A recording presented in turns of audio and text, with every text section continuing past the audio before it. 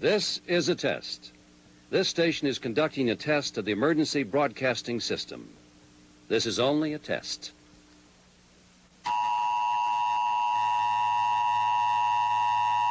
Who can hear this interview to know, as much as I'm supposed to be promoting this movie and talking about my album, I just feel like we're in competition right now because they are trying to normalize the devil. They are trying to the devil is on the main stage at award shows and in every video and signs and symbols. And I said, you know what? We need to stop treating our relationship with Jesus like the little buddy that you talk to before you go to bed at night, and not be more vocal about all the things that God means to us and all of the things that God has brought us through. Because there's been a lot of moments that you didn't post about. But yet how did God decide to get me through this? Yeah, man. And they going above and beyond to promote the devil. And it's pissing me off.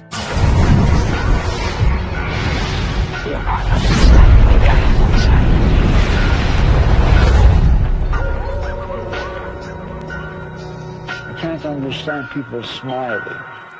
It's all beyond me.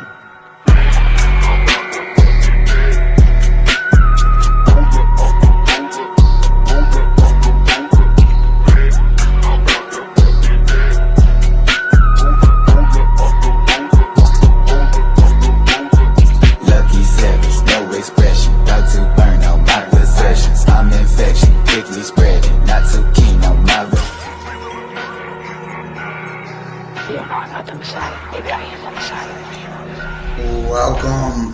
Welcome everyone to the Best Damn Podcast. I am your host, John Keane. As always, I would like to thank you guys for joining me. Ask that you please add, follow, and check us out. Check us out, Twitter, The Real Best Damn, Facebook, Instagram, Best Damn Podcast. Make sure if you're watching this live, you hit the thumbs up. You catch it on the flip side, you hit the thumbs up. Share this link. Help us to get it out there. That way new people can find us. And make sure to subscribe. Guys, we got a really good one tonight. I've taken a lot of time putting this one together. And you know what? I'm never surprised. Well, actually, maybe I am, I guess. But at the intensity that things continue to speed up, at the intensity that the agenda continues to propel us forward, we now have the WHO and the European Commission announcing the landmark digital health partnership. We have gay marriage is being brought back on the table, and it's been all in the media because of gay pride. We're going to talk about the trans agenda. We're going to talk about sexualization of children, kind of the norm, right? We're going to be looking at what's going on with Russia, biological weapons. The Russian defense minister has come out bringing more attention to biological weapons in the United States and NATO and exactly what they're doing. Yes, Biden is now kind of under the microscope, and people are afraid that whistleblowers might come up missing. It's kind of reminiscent of Hillary Clinton, right? All the Clinton body count with all the people who had their missing teeth and shit that fuck with the Clintons. I'm wondering if it's going to be something like that with Biden as well. I do want to tell everybody thank you so much for joining me. I appreciate you guys big time. I tried to put out a video a couple of days ago. I'm going to keep it real. That was just kind of like something to hold everybody over. Tonight's going to be full-length live show, and if you guys are in the chat, make sure to be active because I will be paying attention to the chat, and I will try to get to whatever's in there as well. It looks like we have Captain Truth, Illuminated Veritas, Truth Behind the Lie, Jam Low, this is Blessings, to see if it actually airs tonight. Yeah, I was going to do it last night, but just to keep it real, I was tired after putting everything together, so I decided to push it to tonight. Now we get it tonight, Lots of interesting things going on astrologically as well. We're going to talk about some of that, a little bit later on. I've got so many cool videos, so many cool articles. I hope you guys stick around. Make sure if you're in that chat, all bets are off. That's right, all bets are off. Absolutely. I appreciate all you guys so much. So let's go ahead and jump into this. Let me kill the music and get this thing going.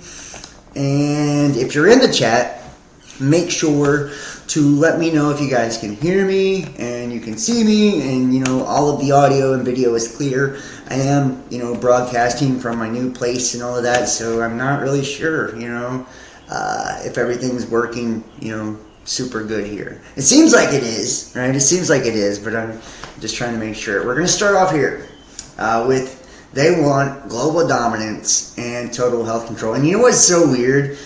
You guys that have watched me for a long time, or people that have watched me for a long time, I mean, this is what you're kind of used to, right? You're kind of used to seeing these videos. We talk about these topics all the time. It always blows my fucking mind, though.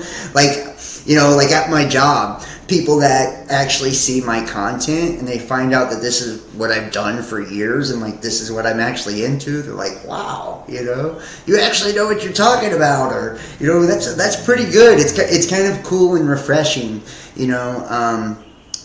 for people that you would probably consider normies, people that are really not into this, to see how many people are really open to the truth now, as opposed to when I started all this. I remember back in 2015, 2016, so many people were just completely closed-minded.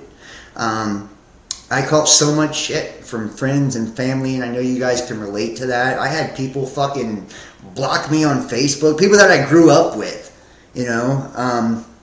family members that wouldn't speak to me, girlfriends that broke up with me. I mean, like, it was really wild back then, and it just shows you how far we've came. And the reason I feel like we've gotten so far, bringing awareness and light to the truth, is because of people like you. The people that are watching this video right now, or the people that will watch this video. It's people like you, the ones that post this stuff, that share this stuff, share the content, share the videos, and they can continue to try to silence us and censor us and shut us down. You already know, man. It's not going to slow our roll one fucking bit. I don't do this for the money. I got a real job. I'm doing this strictly for the passion, strictly because I love it, and strictly because I really would like to see our world become a better place. I'd like to see people become more aware of the things that are taking place within our society, within our governments, within our religious systems, our financial systems, right? That way we can kind of take control and shape what our future looks like, and maybe give a fighting chance to our children, our children's children, and future generations, but maybe that's just, a pipe dream. I don't know. Great to see you. Audio check is good. Thank you. I appreciate you so much, man. Yeah, we are finally being vindicated. And it's like, does it feel good to be vindicated? That's kind of, we'll start there. Like, for those of you that have been warning people about these things and, kind of sharing this with friends and family, is it really a good feeling to be vindicated? Yeah, it is in a way, but also at the same time, it's like, I don't think any of us truly wanted to be right about what we thought was going to happen years ago. And the fact that we're now in the midst of all of that, we're right in the middle of all of that, we're walking into this one world system, this new world order, it's kind of like it's a really mixed bag when it comes to that. It's like, yeah, I feel great that what I've said over the years was truthful and factual, and it's now proven out. But it's like, at the same time, that means that we didn't listen to the warnings. That means we didn't pay attention. That means we're in a worse place than we were all of those years ago when we were warning people about all of this. So it's really kind of, I have really mixed feelings about all of it anymore. And I never fuck with the news now. The only time that I get into the media whatsoever, guys, is when I'm doing like my videos now. It's like, if we're going over the media, and it's really so we can decipher the propaganda, the things that are being pushed down our neck. I can show you, all of the symbolism, the rituals that are going on with this. And I mean, it sounds like some fanciful, crazy shit to someone that's not in tune with all of this and not aware of what's going on. But those of you that know, right? Our governments have been studying, how the human mind, how the brain works, in depth for a very long time, and they use very suggestive programming, predictive programming, symbolism, and all of these things to kind of push us and sway us in the direction that they want to lead all of the masses into. And this is, television, period. That's why I don't watch TV. It is mind control. It is brainwashing, at its best, at its finest, The tell-lie vision, right? It's telling you lies in the form of visuals. It's good to see you, Pamela Dennison, up yours 73. Thank you, guys. I appreciate all of you so much. Let's go ahead and jump into this. I won't try to talk too much. The World Health Organization and European Commission have announced yesterday the launch of a landmark digital health partnership. And it gets so much better. I've got so much shit on this. This is the first building block of the WHO Global Digital Health Certification Network that will develop a wide range of digital products to deliver better health for all. And here's a video of the launch. And let's make sure you guys got some sound. It's a great pleasure to be part of this signing ceremony for the WHO Global Digital Health Certification Network uptake ceremony. A warm welcome specifically to our European Commissioner for Health and Food Safety, Mrs. Stella Kyriakides. A warm welcome also to Ms. Sandra Galina, Director General DG Santé, and her team. We have with us from WHO side our Director General, Dr. Tedros Adhanom Ghebreyesus, and our Chef de Cabinet, Razia Pense. And we've already talked about this. The serpent on the scepter, the serpent on the staff, the world in the crosshairs and the targets, right? With the 33 sections here. And anybody familiar with Masonic symbolism, right? Or the wreath or the Stephanos that's wrapping around the flag. Major symbolism within the World Health Organization flag just alone. But we've seen from the launch of COVID-19 and the scamdemic, everything since has been like this domino effect of this digitization of our society. And it's like we've seen the announcement of the CBDC, the central bank digital currency, a couple years ago.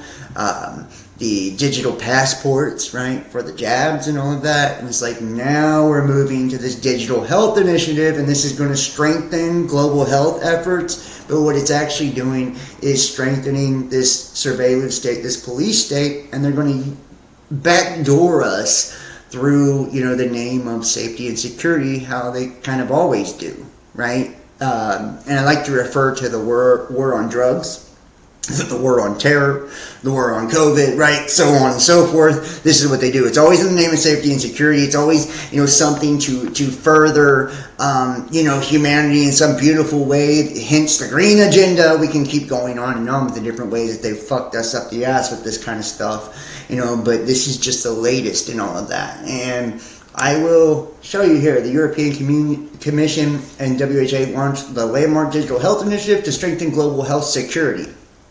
Keyword, security, right?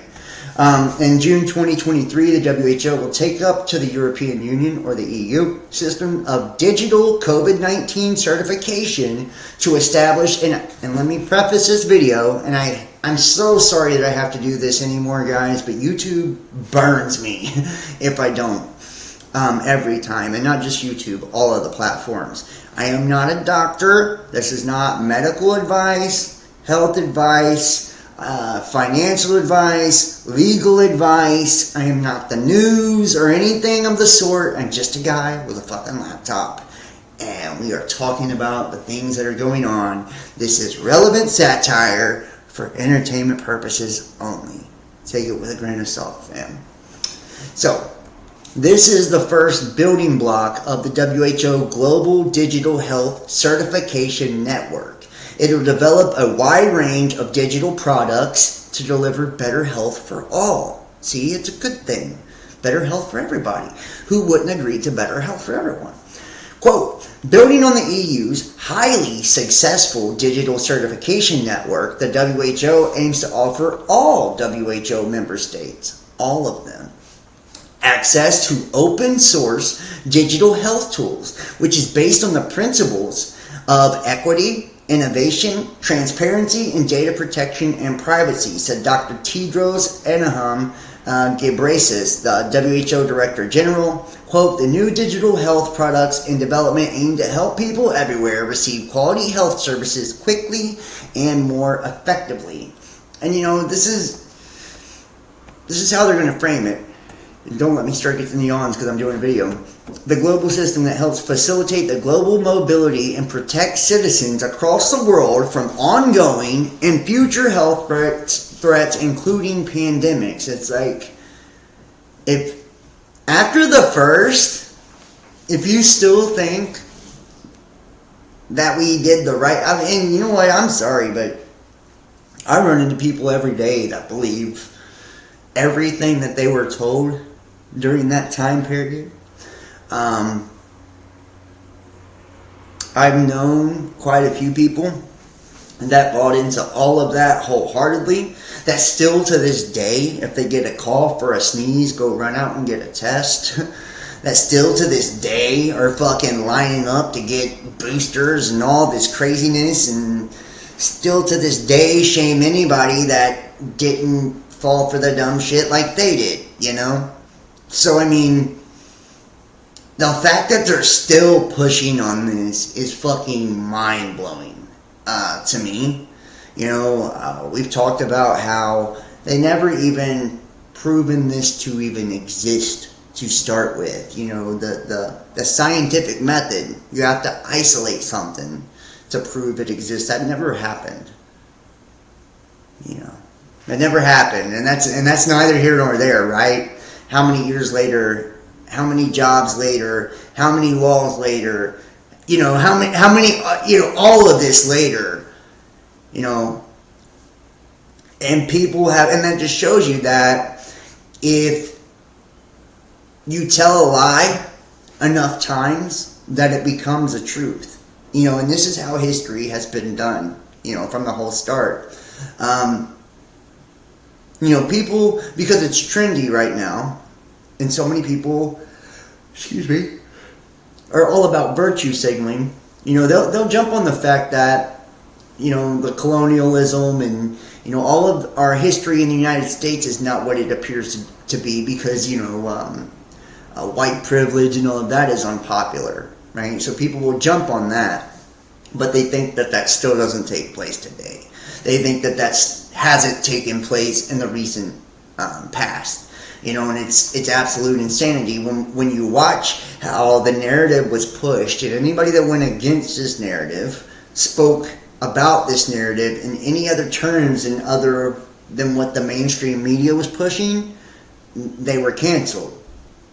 They were silenced. You know, they disappeared. Matter of fact, the reason I have a different job today is because of this, because of COVID, because of the things that took place. And it wasn't because it killed my business, like a lot of people had their businesses killed. It was because I'm in media and they silenced me, shut me down, and canceled me. You know, I just lost a Discord server 2 or 3 weeks ago with well over 1,000 people on it for medical misinformation, for other people posting links to COVID shit. You know, all this time later, you know, and it shows you, like, we are just scratching the surface on all of this, guys. Like, that only opened the door to allow them to bring in this new world order and this surveillance state, this police state, and this world governmental system, and get us adjusted to it. That way they can really bring it out, you know, in the next crisis, the next pandemic, you know, or whatever else they have planned. This is based on the EU Global Health Strategy and the WHO Global Strategy on Digital Health. The initiative follows the 30th of November 2022 agreement between Commissioner Kyriakides and Dr. Tedros to enhance strategic cooperation on global health issues. This further bolsters a robust multilateral system with WHO at its core, powered by a strong EU. This partnership is an important step for the digital action plan of the EU global health strategy. By using European best practices, we contribute to digital health standards and interoperability globally to benefit of those most in need. It is also a powerful example of how alignment between the EU and the WHO can deliver better health for all in the EU and across the world, and the directing and coordinating authority of the international health work. There is no better partner than the WHO to advance the work we started at the EU and further develop global digital health solutions. And that's how it breaks down. And advancing the work that they started with the European Union, right? That's one of those nation states that have been, created, taking away sovereignty. That's why we had Brexit and all of that just a few years ago during the whole Trump era. People kind of pushing back and rebelling against that with the rise of nationalism. And really that was only to bring in the demonization of nationalism. That way it could rear its ugly head for a little while in the form of controlled opposition like Trump. And then it could be snuffed the fuck out. Right? That way, we're into this post-nationalism era that we're in now, right? As we move into a more socialist, communist world governance. And I guess we're not going to get the PDF document for that one. But it looks like we have this one. I want to drop this in the chat for people.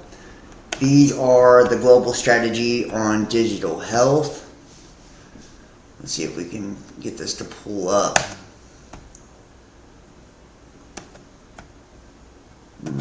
Not looking very good.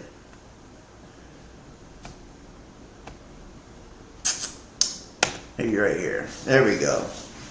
The Global Strategy on Digital Health, 2020 to 2025. Let me drop the link here in the chat for everybody. Most of your family still believes in the bullshit and gets their lollipops at the doctor's office. That's so funny. Terrain theory versus germ theory. I would have to look into that. Honestly, I'm not hip. What's up, Eric? Nice to see you.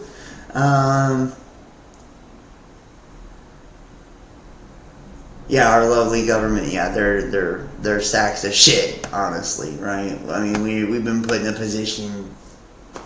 Digital coffins, right? Yeah, digital coffins is correct. See Cosmic Blue in the house. Man, I love you guys. I appreciate it. It's same people all the time. I love it. But you can kind of go through this and you're going to see development of the global strategy on digital health underwent 2-year co-creation journey before its adoption into the 73rd World Health Assembly. The initial draft of the strategy document was drafted and disseminated for comments through an internal consultation in early 2019. And notice the year that this happened. There was resolution. Member states to consider drawing up a long-term strategic plan for developing and implementing e-health services, right? And remember, this is the Internet of Bodies now. It's not just the Internet of Things. This is the Internet of Bodies. That's why there's this big push for the e-health services. To develop the infrastructure for information and communication technologies for health to promote equitable, affordable, and universal access to their benefits. And keep in mind, universal, right? This is that universalism, which is, in essence, Luciferianism, right? And some people will be like, how the fuck did he just draw that connection? Watch some of my older videos. I'm not going to go into all that right now, but if you ever even checked out the universal churches or like the LGBTQ churches and all of that, right? It's a universalism. It's uni, it's one, right? The one world system, one world government, one world currency, right? And the same thing with this universal basic income, all of it, guys. All of it. And the country stakeholders are urged to direct their efforts towards creating consistent e-health vision in line with the country's health priorities and resources, developing an action plan to deliver the proposed vision and creating a framework for monitoring and evaluating e-health implementation and progress. More than 120 member states, including low and middle income countries, have developed such strategies and policies. And I will let you guys, check that out on your own time. Like I said, I dropped the link in the chat for those who are interested. And it gets better. It gets better. More shit on the world stage. And before we jump to this, here, we'll go down here and show you this. That way you can see exactly how big this is. Now, Iran just released a video showing off the Fatah hypersonic missile, and this is the scare of the world war, right? They're going to continue to push this, and you're going to see in a second how all of this connects. It can reach a speed of up to Mach 15, and it has a range of 1,400 kilometers or 870 miles. Features a movable secondary nozzle and employs solid propellants that allow for high maneuverability. North Korea has nuclear ICBMs, Syria is back in the Arab League, and Russia is winning in Ukraine. BRICS and the reduction of the US dollar in global trade turns US sanctions into a pillow fight. Yeah. An unveiling ceremony more than 6 months in the making. High-ranking officials watch as the Revolutionary Guard's Aerospace Division displays what Iran says is its first domestically produced hypersonic ballistic missile. Named Fatah, the missile has a range of 1,400 kilometers and a speed of more than 15,000 kilometers an hour. So for all you Trump fucks, right, that love Trump so goddamn much, remember when he busted the Iran nuclear deal? And he did it even though they didn't violate one bit of it? This is why, right? Iran is an ally of Russia. Russia is allied with China. China is allied with North Korea. Are you starting to get the fucking picture, right? Iran, North Korea, and Syria are the three countries not beholden to the US petrodollar. Get it? Petro, oil, Saudi Arabia and their oil and the shit that they're pulling with Russia now, and Joe Biden, the electrification agenda to undermine petroleum, which is the basis of the US dollar. Are you starting to get it? It's called scorched earth, where they come in, they bust every fucking supply chain, they bust all the power grids, they bust all the fucking energy, all the fuel, all the food, they bust all the exports and imports, they bust everything in the goddamn country to make it implode without ever dropping a bomb. Yeah. You know, just saying. And Microsoft found to illegally collect data on children. Are you surprised? Didn't even get a slap on the wrist. 20 million in fines, or 0.0008% of their value. Not even a slap on the wrist. And that is fucking crazy. Microsoft to pay $20 million to settle U.S. charges for violating children's privacy. And this is wild to see that there's no protection for kids anymore, right? If you're LGBTQ, if you're any minority, if you're any trans, if you're any special group, there is some sort of protection for you, right? And there should be. There should be protection for every person on planet Earth that has, people coming at their necks, coming at their heads, including white males, too, for people that don't believe they deserve protected. But anybody that's being demonized and people coming after them, there should be protection. But why aren't we protecting our fucking little ones? You know what I mean? Like, when did we stop doing that? And when was it okay for places like Balenciaga and all of this to fucking sexualize our children? Right? Microsoft will pay $20 million to settle the U.S. Federal Trade Commission charges that the tech company illegally collected personal information from children without their parents' consent, the FTC said on Monday. The company had been charged with violating the U.S. Children's Online Privacy Protection Act by collecting personal information from children who signed up to its Xbox gaming system. So do your kids play games? Mine do. Without notifying their parents or obtaining their parents' consent and retaining children's personal information, the FTC said in a statement. And it's like through the Xbox, it's through the video games that they're tracking and data mining your kids. And that's fucked up because they're really targeted by these games. And most kids, my children love video games. I mean, way more than I did, and I love the shit too. Okay? It took less than 60 seconds of standing on a sidewalk for Damon Atkins to be placed in handcuffs and arrested for quoting a portion of a Bible verse in Reading, Pennsylvania, at a pride march, and this is where it gets good.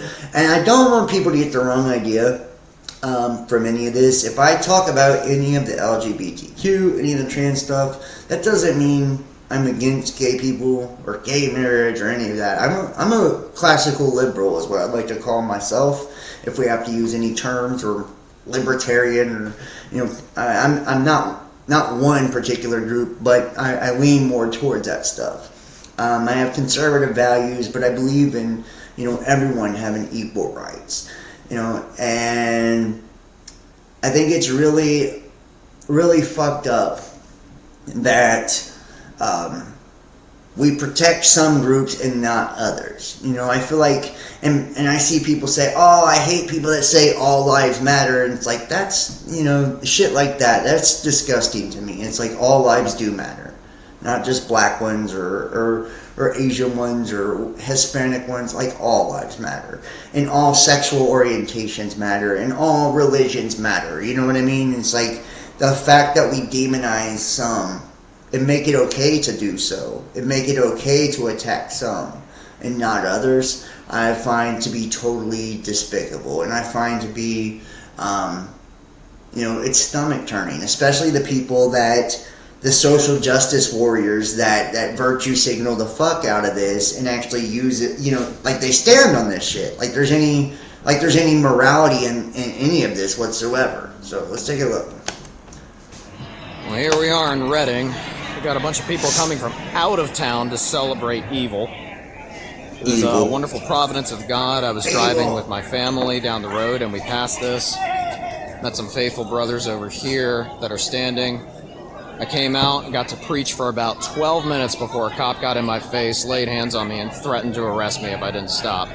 Of course, I don't have my GoPro camera with me because I wasn't coming out, had no idea this was happening. I just happened to drive by it. But the gospel went out.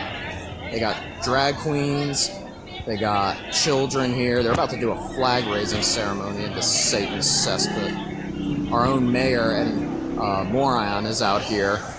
And yeah, no, this is the type of insanity. Now, what's amazing about Reading is it is largely a Hispanic population. But if you don't know how well you can see, there's not a lot of Hispanics out today. It's a bunch of white people. I'm sure they drove over from West Reading or from out of town because the Hispanic community largely would shun this. But yeah, that's what we got. This is what they're doing in Reading City. Tyrant cops threatening older men and myself for standing out here. You got, oh, just everything you can imagine. So, and let me just, and see, and this is why Christianity has such a bad name. Truth be told, it's really shitty if they're doing these marches in front of churches and they're doing it on purpose to be derogatory towards someone's religion. That's fucked up. I mean, no matter how you look at it. It's like Christians going in front of a mosque and doing it just to disrespect the mosque. Or Christians going in front of a satanic temple and doing it just to disrespect the temple, right? Like, it's just not cool. But at the same time, motherfucker, like, whether you believe they're gonna burn in hell for that or not, it's not on you to go fucking pointing your finger and calling them evil, demonic sacks of shit because who they love. You know what I mean? So it's like I really feel torn when I see these things sometimes, because it's, in one hand, it's like these people aren't really bothering anyone. They're just out here celebrating their sexuality. They're celebrating who they are as people, and there's nothing wrong with that. You know, that's what's great about America, is the right to protest, right? The ability to protest and scream about what you believe in. Both sides. But when you're coming to their protest and you're trying to disrupt it, just like Antifa and all of that, coming to other people's protests, trying to disrupt it, whether you're doing it by violence and all of that, you know, I feel like you're trying to be a piece of shit, basically, you know. And it's like calling these people evil, Satan's cesspool and all of that. It's like, forgive me if I'm wrong, but doesn't the Bible say judge not lest ye be judged, right? So it's saying we don't cast judgment on one another or cast judgment on our brothers and sisters, no matter what their sexuality is, no matter what the fuck they're into, because it's not our place. You know, that's between them and God. That's not our business. You know, it's like, do what you do. Worry about yourself. I get so many people, you know, in the comment section of my videos that talk smack about, oh, there's a pentagram in the background. So what? You know, is it bothering you? You know, in my old set, there was a pentagram in the background. So fucking what? This is an occult channel. You know what I mean? It's like shit like that. Or you used to talk about Jesus and you don't anymore. It's like, well, I've evolved in the way that I see things. You know, do you want me to stay the same for fucking 10 years? You know, I've been doing this a long time.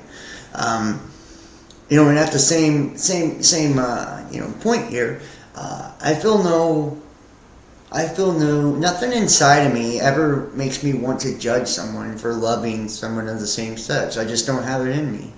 I don't do it. It's not my thing, but it doesn't have to be. You know what I mean?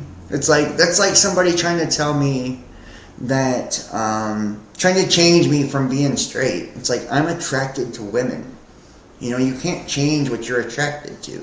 And I feel the same way about fucking rapists and sex offenders. You know, if they're attracted to children, or if they're, you know what I mean, if they're forcing people, you can't change what they're attracted to. So it's hard to rehabilitate those kind of people. You know, that's why they're usually sickos. But at the same time, there's, you know, these people aren't harming anyone, you know. They're not harming anyone. Like I said, if they're doing this at a church and they're doing it intentionally just to be disrespectful, then not cool, you know. But at the same time, they're doing it legally. They got a permit, you know. So it is what it is. I would like to know your guys' opinions on some of these things, just to be honest. And just kind of, you know, see where you stand with all of this, what your thoughts are on all of this as well. To each their own, as long as you don't try and shove it down my throat. Live and let live. I agree with that. Everyone should keep their love life private.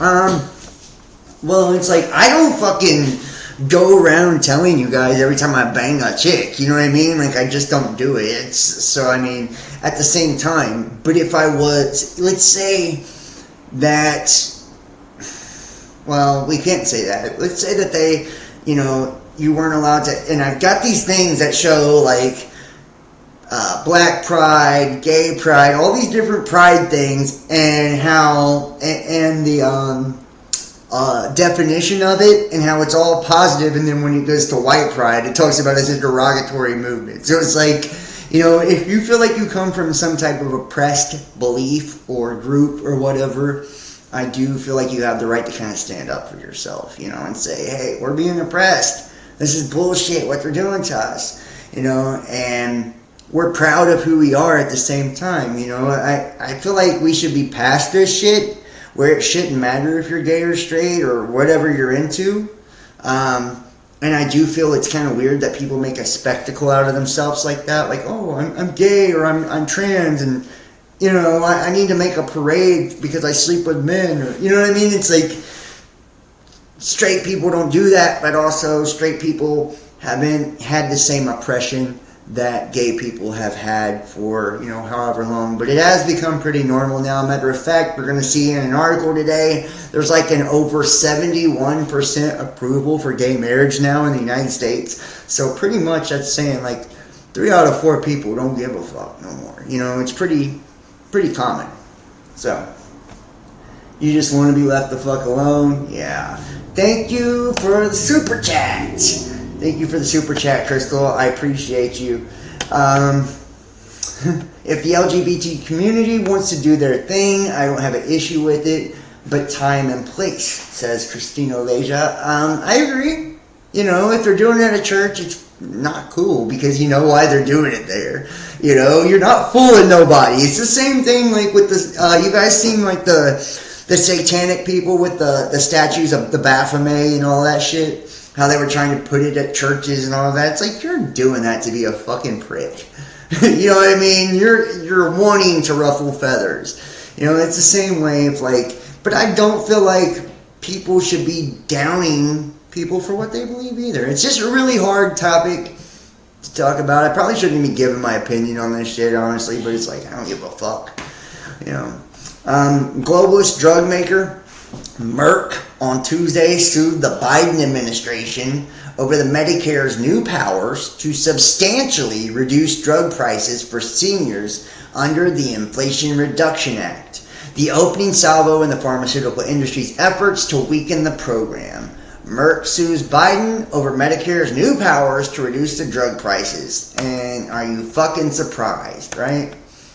You can see here, Merck has sued the Department of Health and Human Services over Medicare's new powers to reduce drug prices under the Inflation Reduction Act. The suit in federal court in D.C. is opening a salvo in the pharmaceutical industry's effort to weaken the program. Merck has asked a judge to block the HHS from forcing the company to enter into an agreement that slashes prices. Dude, these pharmaceutical companies are dog shit. Like, they are fucked up. They are the most despicable things on planet Earth. We've seen what Big Pharma has done to our world.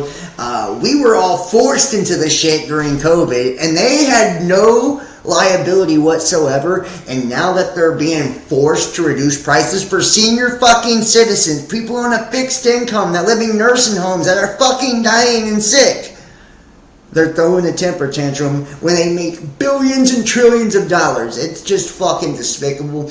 People should be picketing these bitches. People should be protesting these bitches. We should be blackballing these bitches. But instead, nobody ever says shit. Why? Because Big Pharma sponsors every goddamn commercial, every television show you watch. So anybody that says a negative word about it goes missing, basically.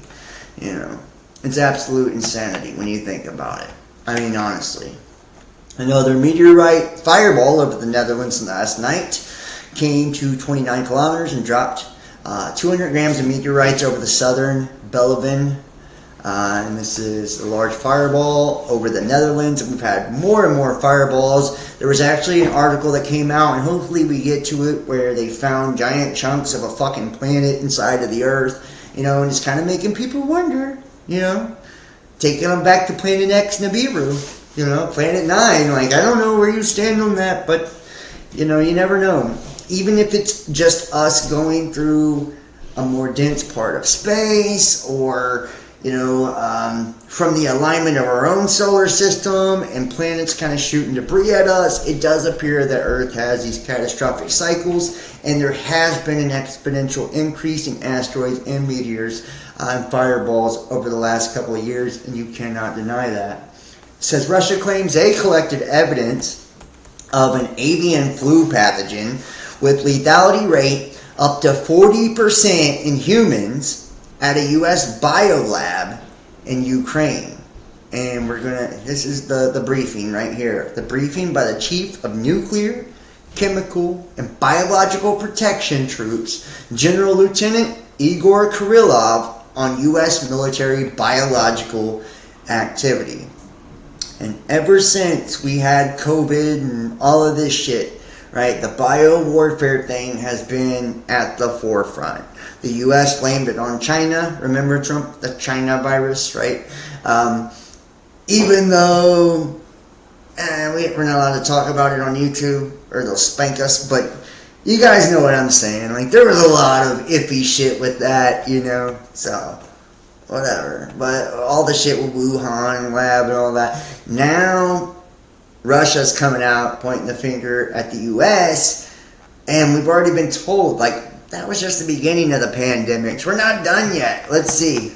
Let's see what he had to say. The briefing by the Chief of Nuclear, Chemical, and Biological Protection Troops, General Lieutenant Igor Kirillov, on U.S. military biological activity. The Ministry of Defense of the Russian Federation continues to analyze the military and biological activities of the U.S. and its allies in Ukraine and elsewhere in the world. And I am going to drop this link as well. Anytime I get an important link here, something, you know, kind of big, and something that, where do fireballs come from if we live in a dome? Merv, that's a good fucking question, right? But I have an answer for you. And It's been a long time since I've done videos on this stuff. People used to love these videos too. I used to do lots of videos on space and cosmic cycles and all of that, and catastrophism and all that. It was, probably some of my most watched shit. I believe that we live in a plasmatic reality, electromagnetism, right? And that, we have gases that escape from the crust. As it expands, those gases get trapped at the top of the magnetic field, essentially heat up, solidify, turn into different metals or minerals, and fall back down in the form of meteorites, to make a long story short. Or giant clumps, and we call them asteroids. If we live within a closed system, that kind of makes sense, right? Kind of like the greenhouse gas effect, right? Methane creates this boom, right? Traps more shit at the top, and this is why we see energy get trapped into the top, and we see auroras and cyclonic weather and all of this, right? And the more heated up we get, the more energized we get, the more chaotic the weather patterns get, and the more craziness we get with the gases and the meteorites and the tropical storms. So that's just to make a long story short. I'll get into to detail in a future video. So your mate had taken the shot when he was incarcerated. The other day he pulled out a weird filament material out of his hole. What hole did he pull it out of?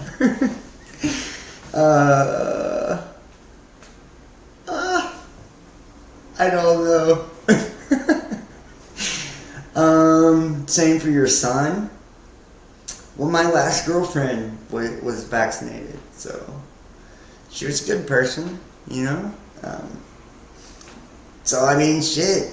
Like, just because somebody got that doesn't mean they're a piece of shit, People were scared.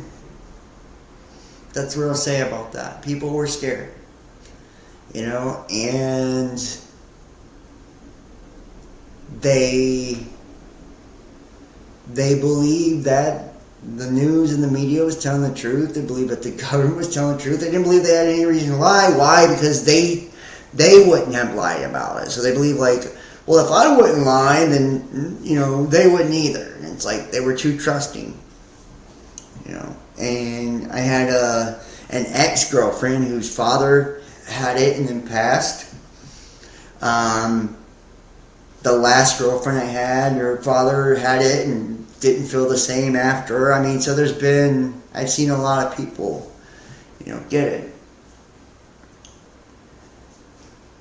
Yeah, but you said it came out of a hole, Crystal. I'm just wondering what fucking hole it came out of. That's all I'm wondering. It's like, did he pull it out of his ass, or it was like a fine fishing line? It was like white, clear looking. What was that documentary? Where they go into the funeral homes and all the different autopsies, and it's like they pull out this fucking wiry shit out of all of them. It's Died Suddenly. You guys can check it out on rumble.com. It's free. It's a documentary called Died Suddenly. And you'll see all across the United States, since the pandemic, all the funeral directors and all that, when they're doing autopsies, which they've drastically reduced the amount of autopsies, they're finding these lines, this wiry shit coming out of everybody that's had that.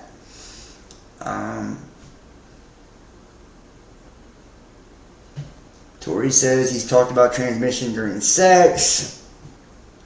Yeah, I've heard of that too, but you know what? I've heard it comes into saliva and all types of shit. I mean, like, honestly, yeah, it's not dying even though blood is drained. Well, I hate to tell you, when they drain the blood of these dead bodies, right, after they're gone, it's like clumps are coming out and shit. It's wild stuff, and it's not people that just didn't have it, it's people who did, so whatever, right? And they have all these aortic clogs and all of this. We can't even talk about it, guys. I'll get in trouble, so it is what it is. Yeah, I think it's got to do with graphene or something, Bailey. Yeah, it's graphene. We noted earlier that during the special military operation, documentary evidence has obtained confirming the employees of the Biosphere Reserve in Ascania Nova, Kherson region were studying the migration routes of migratory birds and selecting and transferring biological material abroad. The task force of the Russian Ministry of Defense, together with officers of the Federal Security Service, Russell Kozendozer, have confirmed the collection and certification of avian influenza virus strains with a high potential for epidemic spread and the ability to cross the species barrier, particularly the H5N8 strain, whose lethality and human transmission can reach 40%. Remember that 1% of new coronavirus infections result in death. So imagine 40%, something actually legit fucked up, and what that would do. Despite effort by the reserve staff to destroy the biomaterials by cutting off the power to the refrigeration units and destroying the cryo reservoir with liquid nitrogen, specialists from the 48th Central Research Institute of the Russian Ministry of Defense found traces of genetic material of highly pathogenic avian influenza. Newcastle disease virus and abeloviruses, even in the samples that had undergone decomposition. According to the employees who remained in the reserve, the Ukrainian side offered them a large cash reward for removing or destroying the research results. Documents seized in the reserve's veterinary laboratory confirm the involvement of the Kharkov Institute of Veterinary Medicine in the work of the American UP8 and P444 projects and preparations for the flu flyway project. Their goal was to evaluate the circumstances in which the transmission of diseases associated with economically significant infections may become uncontrollable, result in economic harm, and constitute a threat to food security. It is necessary to emphasize that once more that the U.S. Department of Defense and organization that has nothing to do with the research of bird migratory routes commissioned the projects. How about that? So they're letting you know. And let's see if we can't pull this up, it looks like. I would like to, though. Yeah, there we go. Let's see if we can pull this up. See if you guys can see. I don't know if you guys can see this on the screen here. Probably not. Probably have to see if I can get this pulled up bigger here. Maybe. No, it's not going to show. I don't know why it does that with this program. I need to switch back to the old program. But anyways, the deterioration of the epizootic situation with highly pathogenic avian influenza. You guys should really go check this out, because if you look in depth on this map that's on the screen here, it's really small, but it tells you, the damage that, was actually caused and everything from this experiment. So we had already brought up the observed widespread bird mortality in the Ascania Nova Nature Reserve in 2021, which experts think is infectious in nature. The experiments being undertaken in a disregard for biosecurity regulations were recognized as the causes of the single-stage bird mortality.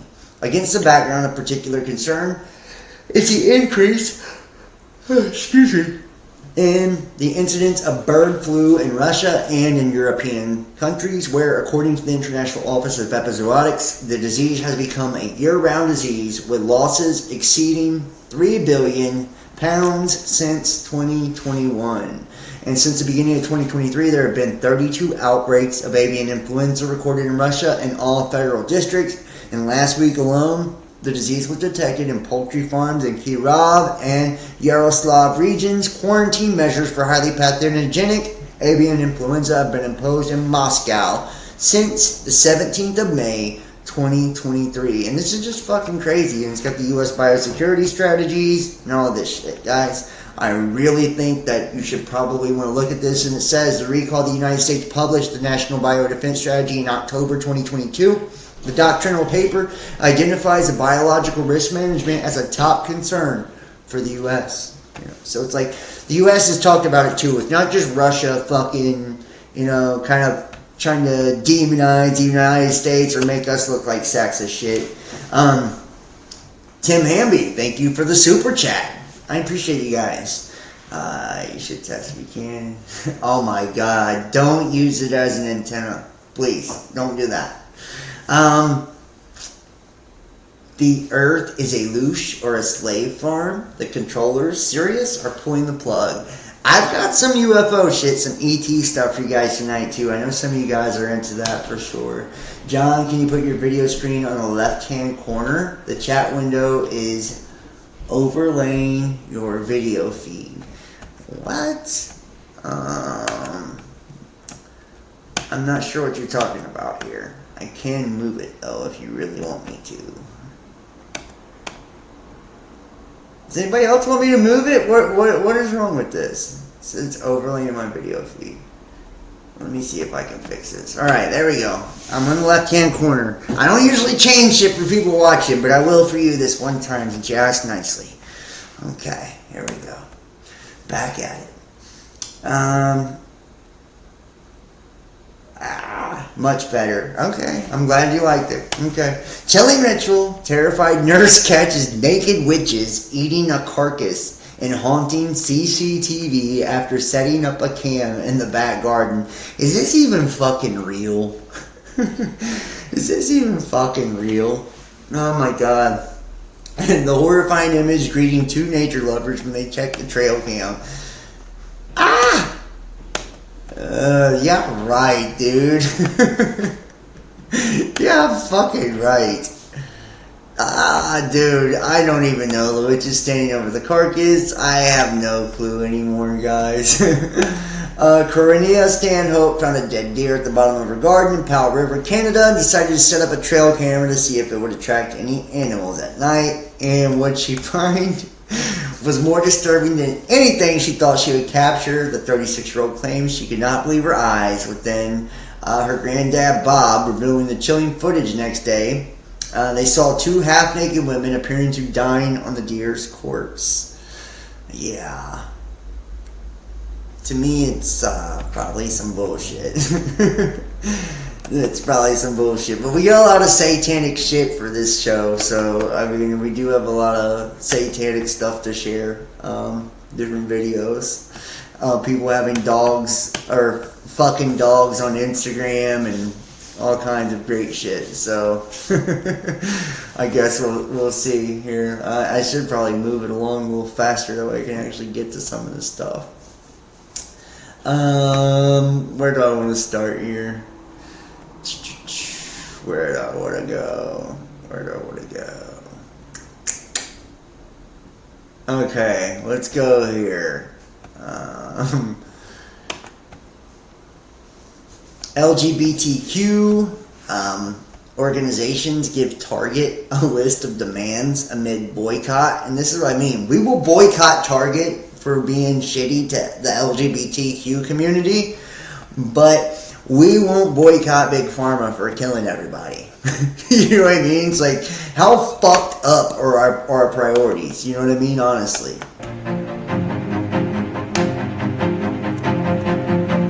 They've taken aim at the LGBT inclusive campaigns tailored to the transgender community. And here are the companies facing boycotts: Bud Light, Target, Lego, Kohl's, PetSmart, North Face, Walmart, Levi's, Miller Lite, Adidas, Nike. Damn, that's a lot of companies facing fucking boycotts, is it not? Honestly, that's a lot, you know. Let's see the list of demands here.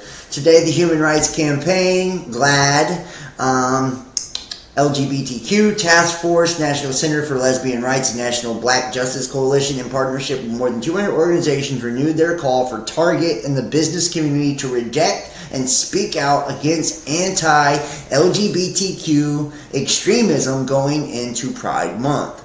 The organization said in a statement, which was obtained by Newsweek, businesses must continue to lead and respond with unwavering support for LGBTQ plus employees, shareholders, customers, allies, and the broader community, the statement added. The statement came as Target and other companies such as Bud Light and Kohl's have faced a wave of backlash and calls to boycott for LGBTQ plus items being sold for 2023 Pride Month. Isn't that fucking crazy? They're boycotting them and they're actually selling Pride items. Does that even make sense? Like, honestly. Like, why the fuck would you boycott? It's like, if you don't come out and say what we want you to say on top of it, we're gonna boycott you. We don't give a fuck if you're actually celebrating Pride Month. We don't give a fuck if you even came out with a clothing line for Pride Month. Fuck you. You're not doing enough. It's like, come on, man.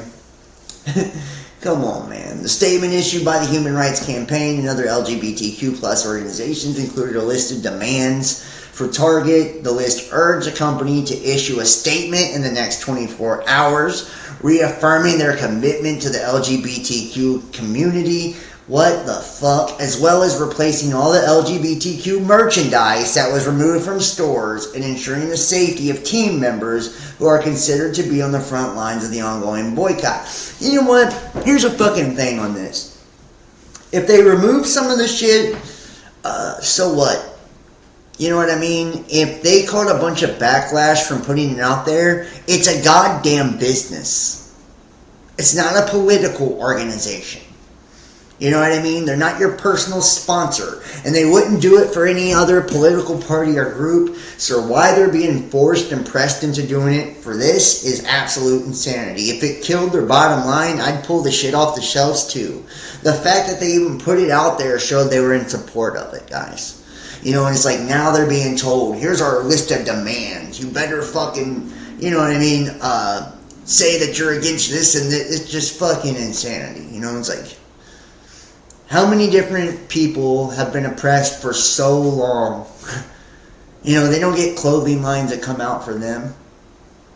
You know, they don't get none of this. And they didn't get to make demands to corporations that they better do this or that, or that we're going to boycott them, because nobody would have gave a fuck if they boycotted them because they were minorities, right? They were such a small population, nobody gave a shit, you know.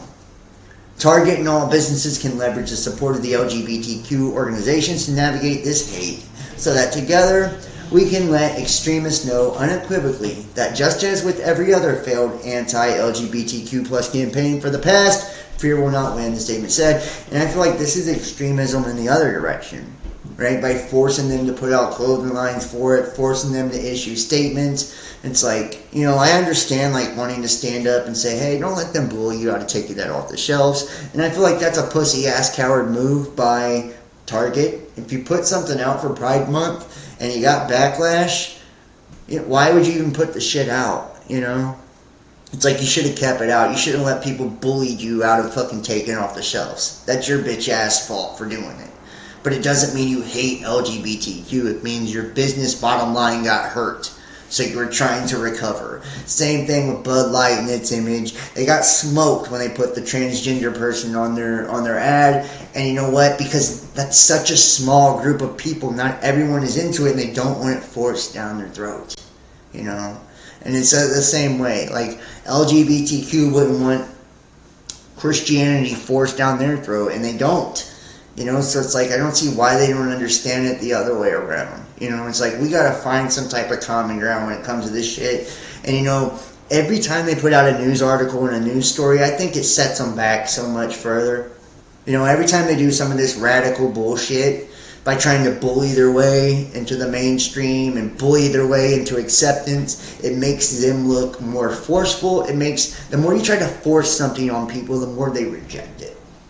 You know, and the more you show the extreme version of things, the more crazy it looks. You know, it's like, same thing with like showing transgenders and doing strip teases in front of children. Do you know how small of a portion of transgenders that is doing that? Do you know how small of a percentage of them that's doing that? Probably less than 1% of them go read to children in lingerie, right? But that's what they show you on the media. So all of a sudden people are up in arms. They think every transgender is a fucking weirdo now. You know what I mean? When they're somebody that doesn't feel comfortable in their own body and they feel like they're born a different sex. You know, they're not hurting you by doing it.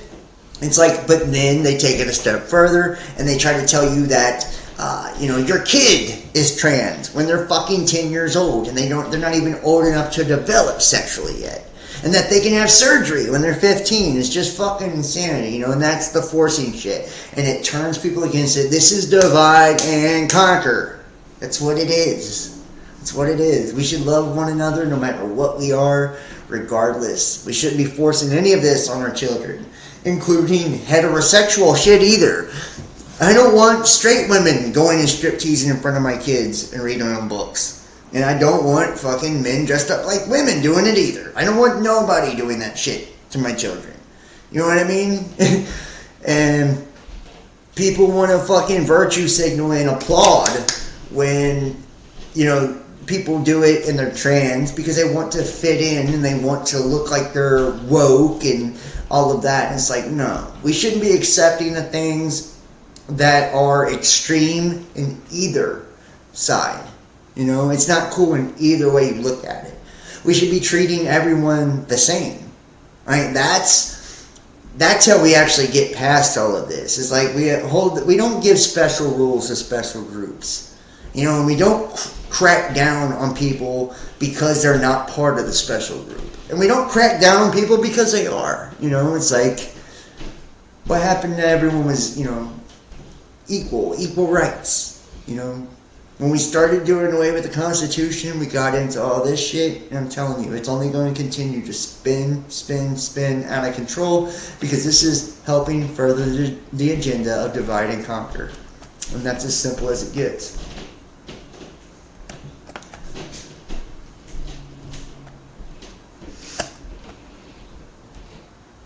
FBI afraid informant could be killed over Biden family information if unmasked. Congresswoman Luna. The informant has accused President Biden have been involved with an international bribery scheme. Well, the chairman of the House Oversight Committee and FBI Director Christopher Wray are still at odds this hour over a form that alleges President Biden engaged in a bribery scheme while serving as vice president. There was some progress, if minor, made today, but not enough for the GOP. Correspondent David Spunt has the latest from the Justice Department tonight. Hi, David. Hi, Jillian. Good evening. The high-stakes phone call took place at 1:30 Eastern Time about 5 hours ago. FBI Director Christopher Wray told House Oversight Chairman James Comer he can see the document he's requesting, but there is a catch. He has to view it in a secure location at the FBI headquarters. He's not going to get it in person on Capitol Hill. It's a standard FBI form called a 1023. It's used across the Bureau when someone comes to an agent and wants to make an allegation or give a tip. A 1023 may prove true. It may also not. This specific document allegedly contains a claim that then Vice President Biden accepted a bribe for a policy decision. Comer said in a statement this afternoon, we have been clear that anything short of producing these documents to the House Oversight Committee is not in compliance with the subpoena. And you know what? I think there's been so much shit on Biden.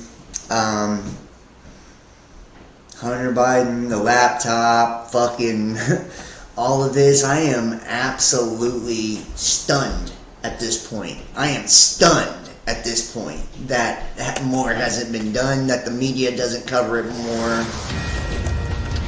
A Fox News alert. That, we haven't seen, Biden be put on the hot seat the way that we've seen Trump, the impeachment and all of that.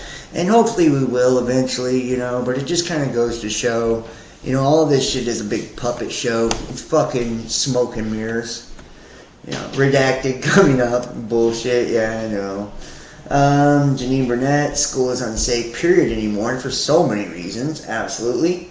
The person who was reading in front of kids is a drag queen, not trans. Ooh, that's actually a very good point. That's actually a really good point, and that kind of does need to be clarified, I guess. The people that were reading in front of children were actually drag queens. They were men dressed up as women. They weren't people that actually had sexual reassignment. So, just to make it clear. So, good point.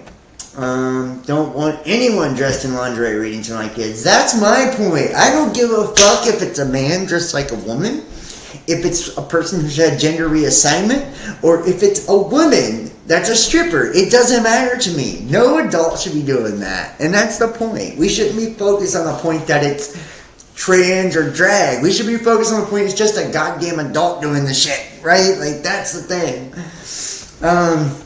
It's a learning process to accept those who do, still stuck in their ways. We all process at our own pace and not live in this world. You know what? Well, I live in the city, so I just want to state that. I live in the city. I live in Cincinnati. I'm sure that's probably not the most progressive city you would think of, but honestly, it's a very progressive city. And there's a large LGBTQ community here, and I work with several people that are trans and things like that, and it's like, I couldn't imagine being a piece of shit to those people because of who they are. You know what I mean? Like, I couldn't imagine, and it's like, it's hard for me to stomach it when I see the Christian shit and them calling them satanic and all that. It's like, where did the love go for just one another in general? Where did the love go?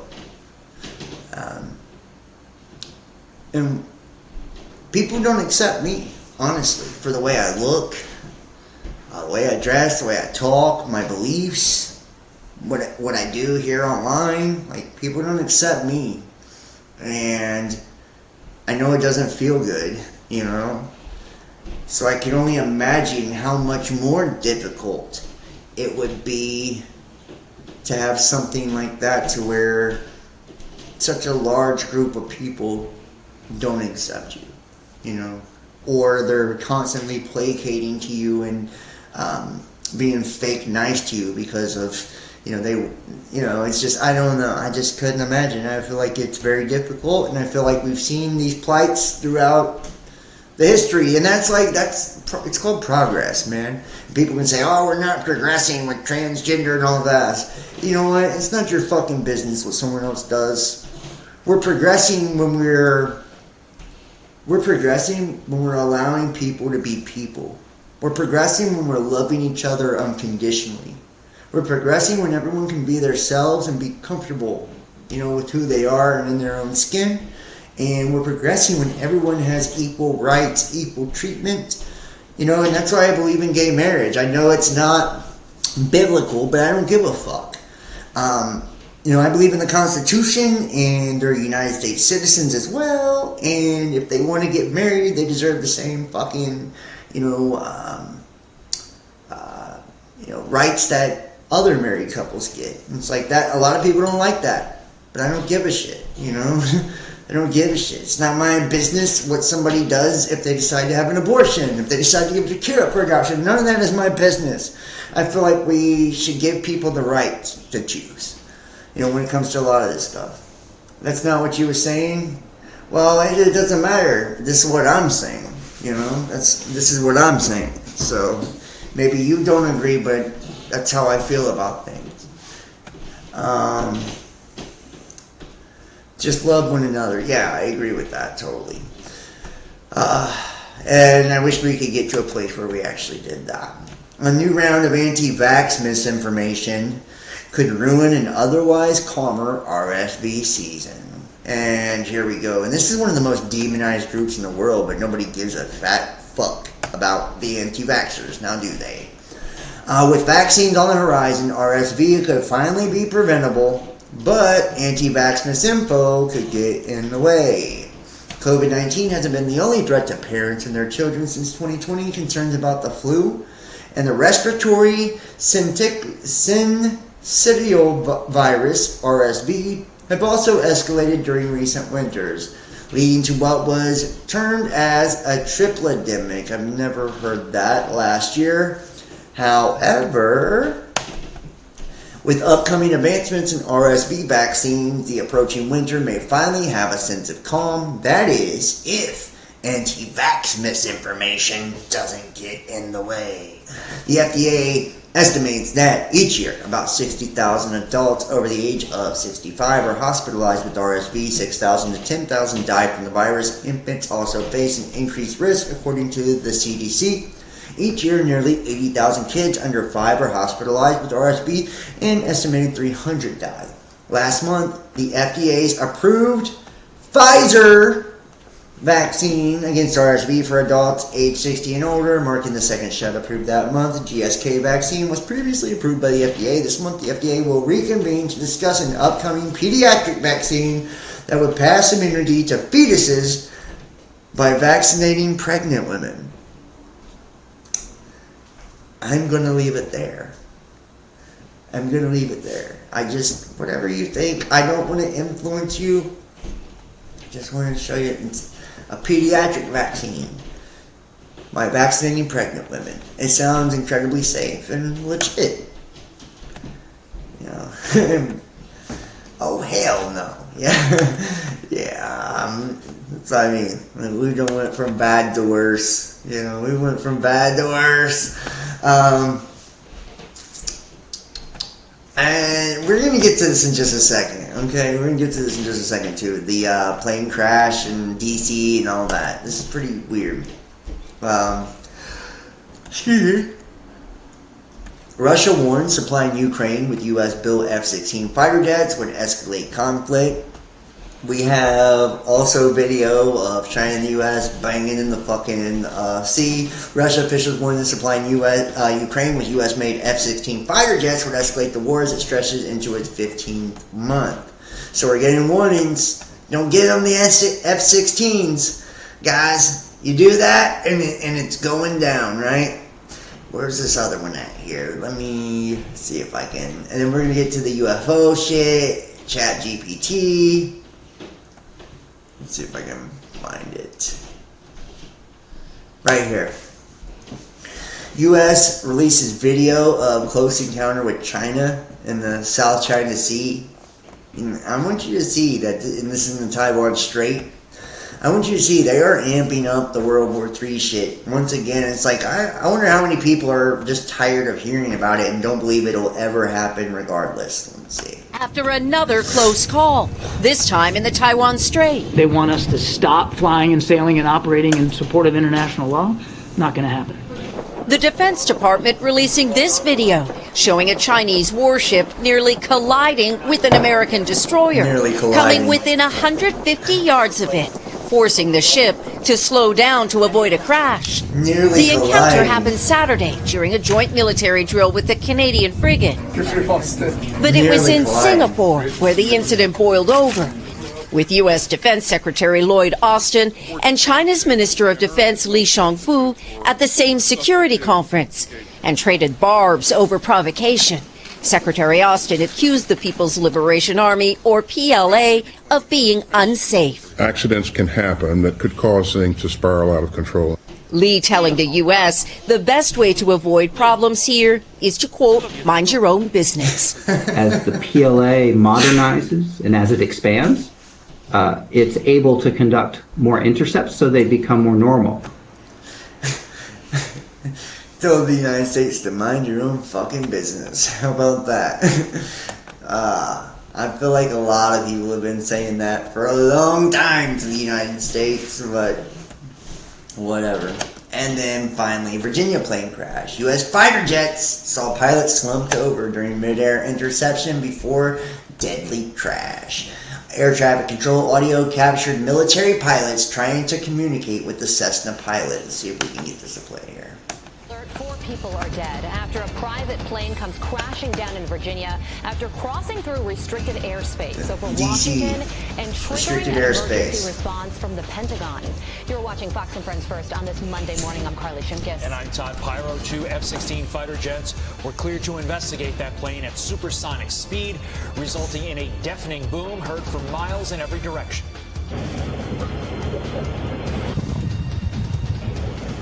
These are F-16s, by the way. The dog freaking the fuck out. Alexandria Hoff has more from Washington. Alexandria. And it's like, we have all of this happening, you know, with China and Russia and all of this, and then we have, you know, planes crashing over D.C., and then fighter jets being dispatched. It's like, how close really are we to conflict? Does anybody give a fuck? I guess is the real question, right? I know a lot of you guys are tired of hearing about it, but we have North Korea with their ICBMs. Iran, you know, smells like more bullshit, says Cosmic Blue. Yeah, I agree. Melopedia in the house. 3 has been happening. Hello. Yeah, I agree. It really has. It's just not what we thought it would be. You know. Never heard of Jesus hating anyone. Only taught love. I would agree with that, Future Fields. Maybe subtext means EMP soon. Yeah, well, speaking of the EMP shit, Bailey. Let's see if I can pull this up here, right here. Potential for catastrophic U.S. electric grid failures this summer, a reality.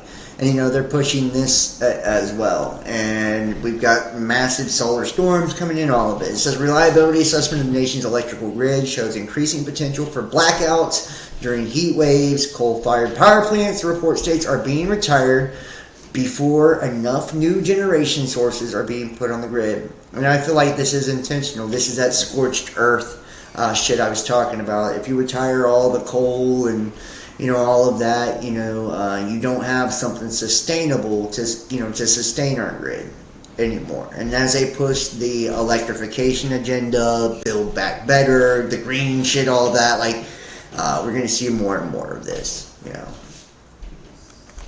It says a report finding that the nation's electrical supply faces potentially catastrophic failures this summer has the attention of federal lawmakers. Members of the U.S. Senate Energy and National Resources Committee heard testimony last week from the experts of what Senator John Barrasso called a potentially disastrous problem facing the nation. Quote, when the electric grid fails, it puts our other essential services at risk or makes them unavailable. The consequences are catastrophic. He said, there's no disputing the fact that electricity needs to be produced at the instant people call for it. And the report by the North American Reliability Corporation found that the generation resources on the grid can keep up with the normal demand this summer. The problem starts if there is a period of increased heat, which is common in the summer. And this is the report here. The hot summer can bring blackouts as Western power grid deteriorates. You know, it's like we've been seeing this shit since what, 2012, 2015. You know, the Department of Defense and all of that have had reports saying that we were, you know, in trouble, you know, EMP threats and all of this shit. We've also seen Trump come out with the hardening of the power grid in 2019, you know, so it's like this is nothing new. You know, how many Texas blackouts have we seen? You know, and I feel like we've seen North Korea launching the missiles and blowing them up in you know, low orbit, and we have the satellites that fly over us. I mean, this is shit I've been talking about for years. You know, which, Bailey, you should reach out, man. I would like to get you on the channel just to talk about some of this stuff. You've always had some really good insights. It says solar storm danger. NOAA satellites capture CME clouds rushing towards the Earth. NOAA forecasters have predicted solar storm alert on June 7th and June 8th after its satellites detected large CME cloud moving toward the Earth. And this is going to probably be what they blame a lot of this shit on, is CMEs and all of this. And this kind of goes into the meteorites, the asteroids, which we have a large asteroid approaching the Earth now. You know, the space weather will probably be what they blame a lot of this on. But truth be told, it's probably going to be man-made. It's going to be, you know, whether it's our own doing or another country's doing or whatever. It says after a brief period of calm, the sun has sprung back into action on June 4th. An explosion on the surface of the sun hurled a large cloud of CME into space. The National Oceanic and Atmospheric Administration detected the incident using satellites. The alert on the June 7th and 8th. Notably, this is going to be the first solar storm of June and the first one in almost 2 weeks. NOAA forecasters say a CME might hit Earth's magnetic field late on the 7th or 8th, and it was hurled into space on the 4th. and is expected to be between a G1 and G2 class intensity. And there's a lot of sunspots right now. They expect more storms coming. This is going to be, something fairly common, we're going to see from this point forward, right? And it's just really just kind of covering up, what we're seeing going on in space. Mammoth 210-foot asteroid hurtling towards the Earth. Huge aircraft-sized asteroid set to make its closest approach towards the Earth tomorrow, which is today, right? And we're having this kind of, on a regular basis, right? To track asteroids, NASA has a new impact monitoring system in place with the algorithm called Sentry-2 to calculate the impact risk of NEOs. As of now, 28,000 near-Earth asteroids have been discovered using technology. And asteroid 2023 KW2, this is its colossal size, estimated to be roughly 210 feet wide. Right, and this is like more of what you see. This is ripping 36,000 kilometers per hour and already heading towards the Earth. And it says they've been safely passing the Earth for the past few months. It doesn't mean a collision with the planet isn't on the cards. In fact, the asteroid was the reason behind the extinction of one of the largest species on the planet nearly 65 million years ago. So, they're just letting you know, right? They've hit before, they'll hit again. And it's like, that's why they track the motherfuckers, right? And it's like, this is nothing new. We know about all of this. And more from Merck, right? The same people that are pissed that old people are going to get a discount. Cancer vaccines poised to unlock new treatment paradigm with Merck and Moderna data, right? Cancer vaccines, the new treatment paradigm. Adding experimental mRNA-based vaccines from Moderna Inc. and Merck reduced the risk that most deadly skin cancer would spread by 65%. And I want to say this too. Even though we've seen that it was saying that cancer was reduced by 65%, skin cancer, I seen another article saying that skin cancer has increased dramatically. I feel like it's a weird coincidence that, the vaccine for skin cancer comes out, Merck and Moderna, and then all of a sudden they're saying, skin cancer is dramatically increased now. Just kind of coincidental. Will ChatGPT take your job? The 17 most impacted jobs by it. And it says 80% of American workers are in occupations where AI can assist or entirely automate at least 10% of their tasks. Jobs involving repetitive tasks like writing, calculating, and data are most at risk. Jobs in the service industry are likely to remain the least affected. So here are the jobs. Number 1 is accountants. 2, admin and legal assistants. 3, climate change policy analysts. 4, reporters and journalists. Isn't that weird? Right? Reporters and journalists are impacted. So people that write and give their opinion and give our information. It's like you see all the misinformation, disinformation shit, cancel culture. It's because they want AI to do it instead. Mathematicians, tax preparers, financial analysts, writers and authors, web designers, blockchain engineers, court reporters, proofreaders, correspondence clerks, survey researchers, interpreters and translators, PR specialists, animal scientists. Notice almost like the media. It's like everything in the media will be replaced by AI. I feel like that's fucking crazy. And the least impacted jobs by AI, so tell you the little ones, athletes, short order cooks, large equipment operators, barbers and hairstylists, glass installers and repairers, dredge operators, automotive mechanics, power line installers and repairers, masons, carpenters, roofers, on-field maintenance workers, plumbers, painters, pipe fitters, servers, dishwashers, and bartenders. So basically people that do shit with their hands. Okay? So, which there's, more weird shit with ChatGPT. We might, a new ChatGPT attack technique spreads malicious packages. New cyber attack technique using the OpenAI language model ChatGPT has emerged, allowing attackers to spread malicious packages in developers' environments. Vulcan Cyber Voyager 18 research team described the discovery in an advisory published today. Quote, we've seen ChatGPT generate URLs, references, and even code libraries and functions that do not actually exist. These large language model hallucinations have been reported before and may be the result of old training data. How about that? And then I'm going to pull up the virus. It says, can you trust ChatGPT's package recommendations? And it's like hallucinations. ChatGPT hallucinations now. Isn't this fucking crazy? AI package hallucinations. Crazy shit, And it's like ChatGPT is so great and so wonderful, yet at the same time, it's going to be used to malware and hallucinations and fucking deep fake and all of this. U.S. urged to reveal UFO evidence after claims it has intact alien vehicles. And let me pull up the real original article here.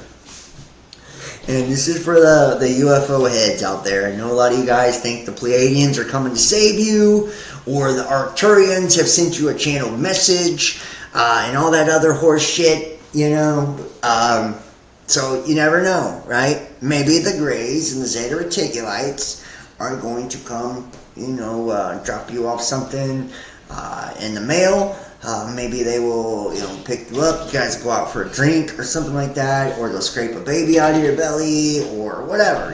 There's like a lot of cool stuff that aliens do. This is former intelligence official turned whistleblower has given Congress and the intelligence community inspector general extensive classified information about deeply covert programs that he says possess retrieved, intact, and partially intact craft of non-human origin.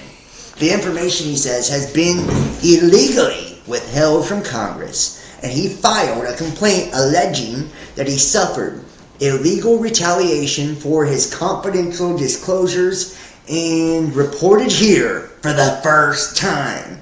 Other intelligence officials, both active and retired, with knowledge of these programs through their work in various agencies, have independently provided similar corroborated information both on and off the record.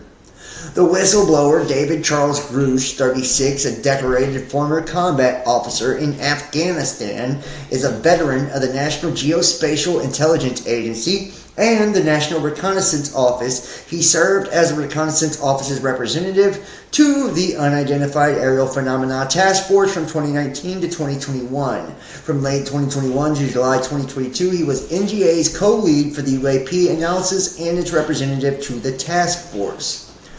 The task force was established to investigate what were once called unidentified flying objects, or UFOs, and are now officially called unidentified anomalous phenomena, or UAP. The task force was led by the Department of the Navy under the Office of the Under-Secretary of Defense for Intelligence and Security. It has since been reorganized and expanded into the All-Domain Anomaly Resolution Office to include investigations of objects operating underwater. Grush said the recoveries of partial fragments through and up to intact vehicles have been made for decades through the present day by the government, its allies, and defense contractors. Analysis has determined that the objects retrieved are, quote, of exotic origin, non-human intelligence, whether extraterrestrial or unknown origin, based on the vehicle morphologies and material science testing and the possession of unique atomic arrangements and radiological signatures, he said. In filing his complaint, Grush is represented by a lawyer who served as the original Intelligence Community Inspector General. Quote, we are not talking about the prosaic origins or identities, Grush said, referring information he provided Congress and the current ICIG. The material includes intact and partially intact vehicles. In accordance with his protocols, Grush provided the Defense Office of Pre-Publication and Security Review of the Department of Defense with the information he intended to disclose to us. His on-the-record statements were all cleared for open publication on April the 4th and 6th, 2023 in documents provided to us. Excuse me. I have the yawns. Bruce's disclosure of those non-public witnesses under new protective provisions of the latest defense appropriations bill signal a growing determination by some of the government to unravel a colossal enigma with national security implications that has bewildered the military and tantalized the public going back to World War II and beyond. For many decades, the Air Force carried out a disinformation campaign to discredit reported sightings and unexplained objects. Now, with 2 public hearings and many classified briefings under its belt, Congress is pressing for answers. How about that? And I would love to know what you guys really think about all of that.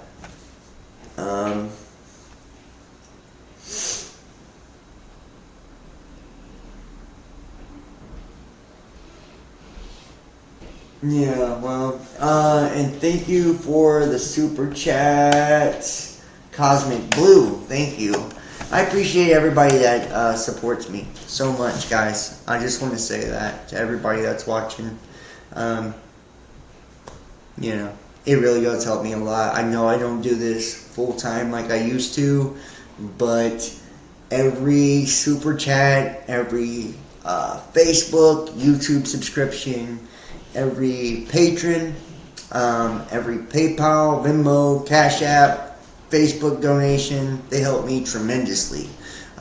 So thank you from the bottom of my heart to everybody that donates and supports me, because I greatly, greatly appreciate it. So just thank you. Always adore you, John. Well, thank you. I really appreciate it, honestly. It's been, it has been, yeah, tonight we've had Tim Hamby, Crystal Dawn, Cosmic Blue for the fan funding. Thank you. That's so cool, man. Seriously. So cool. I really do appreciate it. And I don't know if any of you guys have hit the PayPal or Venmo or whatever. If you have, Cash App, thank you. Okay?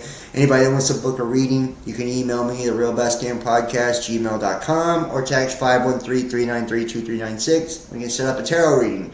I've been doing a lot more readings here lately, too. I've gotten really good. So if you're into that, you know, you're into that. You still owe me a hundo.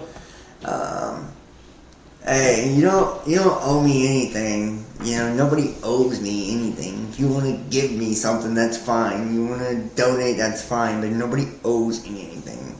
I appreciate every last one of you. Seriously. I can't tell you how much. Especially just, you know, over the years, all that people have done. People have stuck by me through a lot, man. I've been through so much, you know. And it's like, it feels good to actually finally be out of the muck, out of the murk, you know, and doing what I love again, and sharing information, sharing truth. And it's like, you know, I know that they've changed the way that YouTube and all that works, and it's just kind of not the same as it used to be, but it's like, it's still cool to have people that are like-minded and kind of think the same and see things the same, and people that question. Not everybody, you know, just accepts what they're told blindly. I'm going to drop this briefing here on the UFO shit for you UFO heads out there. Yeah, donate, share, and like. Thank you. You'll stick with your strawberry banana vodka smoothies? Well, whatever you want to stick with. Whatever, right?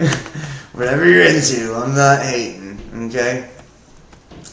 And I wonder how long we've been going here. I got a few more things I'm gonna bring. So, all right. I see there's some people in the house here, so we'll keep it rocking.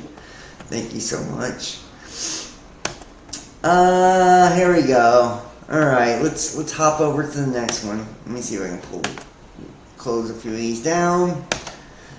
You need more proof? Scratching out the contact info for human trafficking in a rest stop bathroom.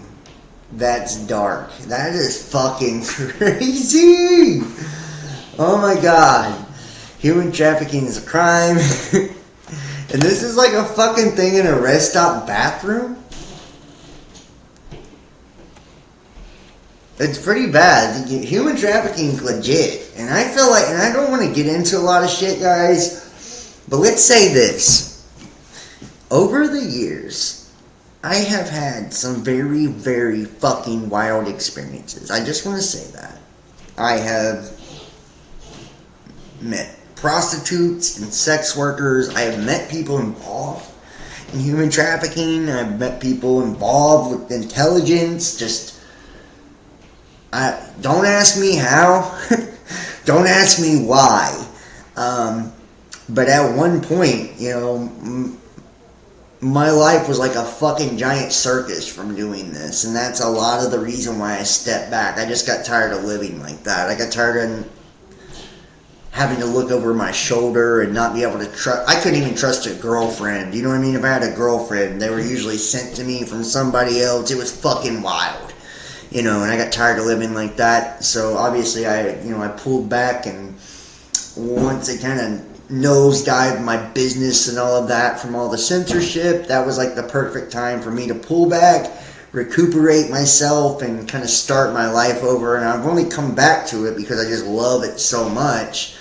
But this is real, this is real, and it goes on everywhere. If you don't think so, then that's on you. If you don't think it's possible, they traffic more than women, they traffic more than children. Okay? Bye-bye birdie. EU bids farewell to Twitter as a company pulls out of code to fight disinformation. How about that? Let me see if I have it right here. I think I do. Yeah. Right here. Let's see if we can pull this up. I have to kill this now because there's an ad. Despite Twitter's withdrawal, the EU's anti-disinformation code remains strong, said Vera Jourova. This is fucking crazy. Took over the social media platform Twitter last year. He has repeatedly vowed to make it the most accurate source of information online. But according to the European Commissioner Thierry Breton, Twitter has pulled out of the EU's code to fight disinformation as well as fake news online. Breton tweeted that obligations still remain. You can run, but you can't hide. Dozens of other tech giants, such as, for example, TikTok, Microsoft, or even Google, had signed up for this non-binding code a few years ago. And although this code is voluntary, fighting disinformation will become a legal obligation in the EU as of August 25th, when social media platforms will have to comply with the Digital Services Act, or the DSA. The DSA is a set of rules that will protect internet users, and it will force large platforms to fight disinformation and be more careful with how they moderate content. How about that? So they're trying to make it look like Twitter is censoring shit by pointing out of this code. And this code goes in with the DSA and all this, and this is going to become mandatory across all social media platforms, and it's something to actually help them with moderation. And if you guys know anything about this, a couple of years ago, actually back when Bailey was my co-host and shit, like the Google moderators and all of that, like, they would moderate my own moderators' comments. It was wild. And that was just the beginning of all of this. And they used to put the wiki labels on my videos, and my live streams used to get kicked off midstream if I would say something wrong. I mean, just wild shit. And we've seen this a bunch. Like I said, I just had a Discord server shut down a week ago. Now they're going to make it to where it's mandatory for all these media platforms to follow with these EU codes. And it started with, I think, Article 13, a few years ago. That's when all this kind of really began, was with Article 13. If you guys remember that. I remember doing videos and all of this. It's like, wow. We have come to a fucked up place when it comes to information, and that's why ChatGPT will be stealing jobs with fucking content creators. You know what I mean? If you think about it, honestly. It's because they want to make sure that whatever comes out is pushed from their perspective. Backlash in the ranks. The U.S. Navy quietly removes LGBTQ Pride Month post on social media. Look at that. Look. How about that? Look, they removed it. Oh, shit. That's so funny. That's so funny. I think that's crazy, man. That's so crazy. I don't know. Trust me, bro. Intelligence officials say they retrieved craft of non-human origin. I think the poles are shifting. And this is crop circle and winterbourne basset. Okay. And while the IMF is currently gearing up to introduce its new global CBDC, the central bank digital currency system called the UMU, also known as the Unicoin. Remember, universal, one world government, one world financial system, one world religion, right? The universal church, right? I told you this is a Luciferian system. You think I'm bullshitting. I know my shit, homie. I've been doing this for a long time. The Bank for International Settlements has been, and I should do, and I will do. Maybe the next time I do a video, I'm not going to focus on this shit so much. I'm going to get into more of the occult side and, talk about that, the darker aspects. I really enjoy doing those videos, but not everybody likes them, for whatever reason. It says the Bank for International, and I'm going to try to do more of the space videos and stuff and switch it up a little bit more. The Bank for International Settlements has been busy with multiple projects designed to centralize all international banks and central banks into a single umbrella network that allows for quick cross-border transactions using digital currencies. In other words, a cashless society. The latest idea for the BIS is Project Aurora, which may be even more disturbing than Icebreaker and its implications. Aurora is designed to use machine learning, AI, as a tool to monitor vast flows of financial transactions from all over the world in order to identify specifically flagged patterns. And if that don't sound fucking fishy, don't know what does. Money laundering is a global problem and has far-reaching effects throughout society. It fuels corruption, organised crime and terrorism, as well as environmental crime and modern slavery. It's estimated that 2% to 5% of the world's $100 trillion GDP consists of laundered money, or between $2 and $5 trillion. Yet only 1% of these illegal proceeds, $20 to $50 billion, are ever seized by the authorities. Detecting money laundering patterns is a complex task. Spotting these patterns requires the ability to connect data across firms and borders to identify suspicious networks and dubious flows of funds. However, the problem is that financial institutions, which bear most of the responsibility for detecting suspicious activities, rely on siloed data and systems and are often forbidden from sharing information with other financial institutions. This makes it hard for them to detect these complex money laundering networks and flows. Criminals use sophisticated cross-border layering techniques to hide the origin of the funds. For example, by using money mule networks. Money mules are people who intentionally or unintentionally help criminals launder money by receiving and transferring illegal profits on behalf of someone else. Individually, these transfers may appear legitimate, but when viewed as a whole, patterns emerge to reveal money laundering activities.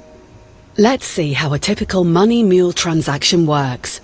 A group of criminals make use of multiple mule accounts in country A to receive illegal funds. The funds are transferred to mule accounts in several financial institutions in country B. Basically, okay, what they're actually trying to do is to track every one of your fucking financial transactions to make sure that we have no cash. That way, you can't give me, and it's not just for drugs. I mean, that's what they're going to say. They're going to be like, oh, this stops us from doing drugs and da-da-da-da, right? Like, black market shit and all of that, right? That's what they're going to do. But I promise you that's not what it's actually for. It's to make sure that they tax every fucking dollar. You can't loan me $5 or you can't donate $5 without them getting their fucking cut and without them knowing every penny that you make. That way it's all taxable, all trackable, right? You make them flag things and shut your money down, and this will attach to a social credit scoring system, I promise you. You see, communist China? Well, you ain't seen shit yet, right? We're on our way, guys. I think it's so funny. I anytime my phone kicks on, I see messages from people. How many tattoos do you have? I don't know. Like 1,000? You know? I don't know. Who the fuck count? So many I can't count. A robot taking your job is supposed to be a joyous occasion. It's just our current economic system that makes it a bad thing. AI eliminated nearly 4,000 jobs in May. Isn't that fucking wild? It really is, man. Park officials in Dakota County keeping everyone out of the water at Shoals Lake and Lebanon Hills Regional Park. Multiple swimmers fighting the effects of mystery illness after going for a swim. And I've heard of this shit too, like weird germs crawling up your dick hole, you know? But I've also heard of people like dying from drinking water. So I mean, there's no telling where we're getting mysterious illnesses in water from with all the chemtrails and shit. And I've got some cool chemtrail videos. We're gonna get to the videos in just a second. I'm getting there. I'm getting there. I promise you. I've got so much shit I want to show tonight. This is gonna be a little long one, but bear with me. Make sure you hit the like. If you're in the chat and you haven't hit the thumbs up, what the fuck, man? What's wrong with you? You know, you're watching and you can't even hit thumbs up. This is the frequent against non-Muslims in the country, even without proof of said blasphemy. Christian youth in Pakistan gets a death sentence for sharing blasphemous content. Let's see this one. Christian in Pakistan sentenced to death under blasphemy law. This is fucking wild. This is Morning Star News. Get it? Morning Star, Lucifer. A court in Balapur, Pakistan, Tuesday handed the death penalty to a 22-year-old Christian, and 22 in numerology, right? That's the builder, right? 11, 22, 33. These are master numbers. Like I said, I haven't done the occult shit in a long time, but I'm going to come back to it, guys. I promise you. I know more than I've ever known before. I'm telling you, I'm like a wizard now. I just don't get to share it anymore because I don't get to do as many videos. Lazar Allah Raqqa, the attorney for Noor Masih, said that the Sessions Court announced its verdict in the new central jail in Balapur in Punjab province through the prosecution failed to provide the evidence of the blasphemy charge against him. Quote, I'm extremely disappointed by the conviction because there was absolutely no case. There was no proofs against Noman, and none of the witnesses produced by police could corroborate the blasphemy allegation against him. That is fucked.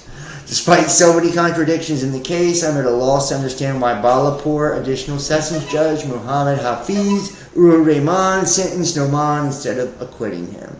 This is murder of justice. God damn. The family is in dire need of prayer and financial support. I'm not going to go through all of this. Not because I don't give a fuck, but because I don't give a fuck.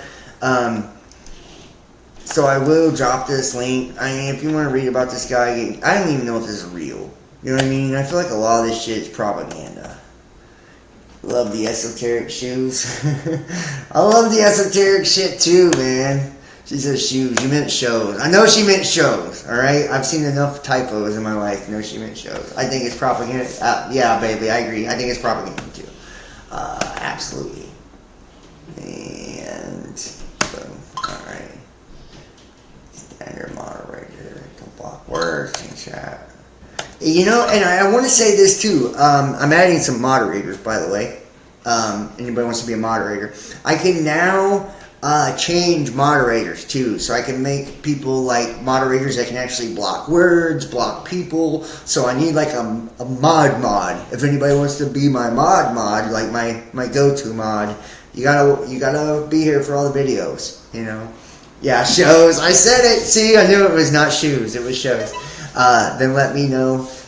Email me. I definitely need somebody to kind of help me with the videos. I'm trying to do a lot more of this stuff, you know. But like I said, I work full fucking time. I even work overtime. You know, I'm slaving away these days. You know, so. But I like to try to do more content. I just need a little help. I like to get some cool guests too. You know, I've done a lot of recent collabs and everything with people, so it's been fun. Yeah, it's so funny. It looked like you said shoes, but whatever. Here we go. Let's move on. Let's do a mass experiment. A new kind of mass experiment of what happens when you tell people the truth. Say what? Aerial footage shows most of the dams, hydroelectric infrastructures are washed away. Who gives a fuck? And it's like anything in Ukraine, I'm sorry, I think it's all horseshit. And let's get to the videos. Let's go to the videos. Fuck this shit. Okay. See what I mean? Look, Ukrainian mud baths for the soldiers training. This is what I mean. This is straight propaganda. Look at those Ukrainian soldiers. There's bars in Cincinnati that have like Ukraine flags and shit in them, like hashtag Ukraine. Like what the fuck? They don't give a fuck about Ukraine, I promise you. It's just like that social justice shit. It's trendy, you know? Look at those mud baths. I bet they have great skin. I bet they have great skin. Look at this motherfucker kicking water in his face and shit. He's like, come on, soldier. Your face isn't fucking got enough collagen in it. We need to kick some mud on it. Yeah. Dragon surrounding the sun. This is an interesting picture. Right? We need Alex Lujan for this one. And so many... what happened to all the Planet X guys? I do want to know that. Does anybody know what happened to all the Planet X channels? I mean, how many years? Like, I've done Planet X videos for a long time, but I started questioning all of it. It's like, you know, where we were seeing, like, reflections in the sky and, you know, where we have the Project Bluebeam and all this. And I'm not saying it's not real, it's not legit, but maybe it's just not what we thought it was. You know, maybe, like, Nemesis, the dark sun, is like actually representative of a time or a shift or a change in consciousness. We'll get into that in another video. I promise I'm going to do a big Planet X video. I'm going to do some big cosmic energy videos, occult videos. I've just got a lot of stuff I want to share and a lot of stuff I want to hit on. And I'm going to try to condense it down into some shit to make it really cohesive. That way it's understandable and it's more modern with all of like the newer information that I have. Okay, I think I have this actually pulled up. The mysterious species of what? Buried their dead and carved symbols 100,000 years before humans? Yeah, it's right here. Mysterious species buried their dead and carved symbols 100,000 years before humans. Weird, right? Researchers uncovered evidence that members of a mysterious archaic human species buried their dead and carved symbols on cave walls long before the earliest evidence of burials by modern humans. And when I seen this, I thought, yeah, it's the ones who buried their dead and carved symbols were fucking humans. You know what I mean? It's like, ooh, this mysterious species that were archaic humans. Yeah, they were fucking humans. It just doesn't fit in your narrative of history. And look, here's the bones. What does that look like to you? That looks like a goddamn human being. That's a human. They buried their dead, they carved symbols. Guess what? We still do that shit, right? Like, it was just so long ago, it doesn't fucking fit with their narrative. It doesn't fit with the shit that they try to feed us. So, of course, we're told that it's, you know, some archaic species that's really not us, right? It's like, no, that's definitely us. So, whatever, right? Definitely us, but you know, you believe what you want to believe. You know, mainstream science is going to continue to lie to you, just like they did with general, you know, relativity and fucking gravity and all of this. It's like none of these things have ever been proven, but who gives a fat shit, right? We're going to continue to buy into their nonsense until the day we die. You know, because we have nothing better to do, obviously, right? Nothing better to do than to listen to the scientific community tell us fucking lies. And make sure you guys, I did get my old Facebook back, facebook.com/John King Best Damn Podcast. Check that out. Check out my new Facebook as well. You'll find the link on my old Facebook. Follow me Instagram, Best Damn Podcast, Twitter, The Real Best Damn. Check out the backup channel on YouTube, youtube.com/Best Damn Podcast. The main Best Damn Podcast official. Check me out on Rumble. Check me out on BitChute, Patreon. Get a YouTube subscription, Facebook fan subscription, donate PayPal, Venmo, Cash App, Facebook Messenger Pay, book your own personal tarot reading. All the links and information will be in the description box down below. I'm not done yet, but I want to catch you while I can catch you and, just give you that information because I never say it anymore. I don't promote anymore. I feel like a piece of shit. U.S. same-sex marriage support holds at 71% high, and this is what I was talking about very beginning of the show. Right? The latest figure matches the high recorded in 2022. Support is lowest among Republicans, 49%, and weekly churchgoers, 41%. That should tell you something, though, right there. 41% of weekly churchgoers still support it. You feel me, homie? 41%.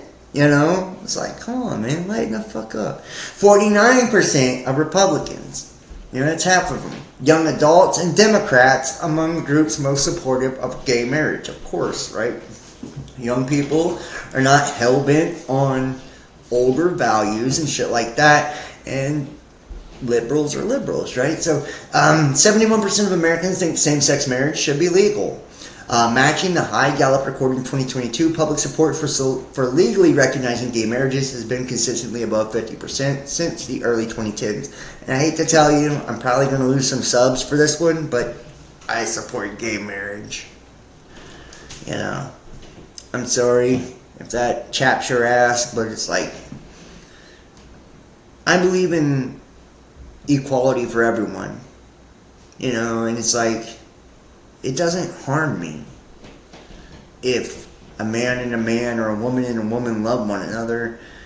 I believe they should be allowed to. I don't believe it should be pushed on anyone.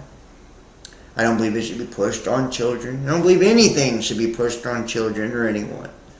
Let people be who they are and love them for it regardless. But I believe whatever they do choose, they deserve to get married and have the same tax benefits and shared ownership of their home and all that, just like, me and my future wife would have. You know what I mean? We shouldn't be punishing people for being different, is my point. Because of our religious beliefs. And I don't even share those religious beliefs. I'm not a Christian.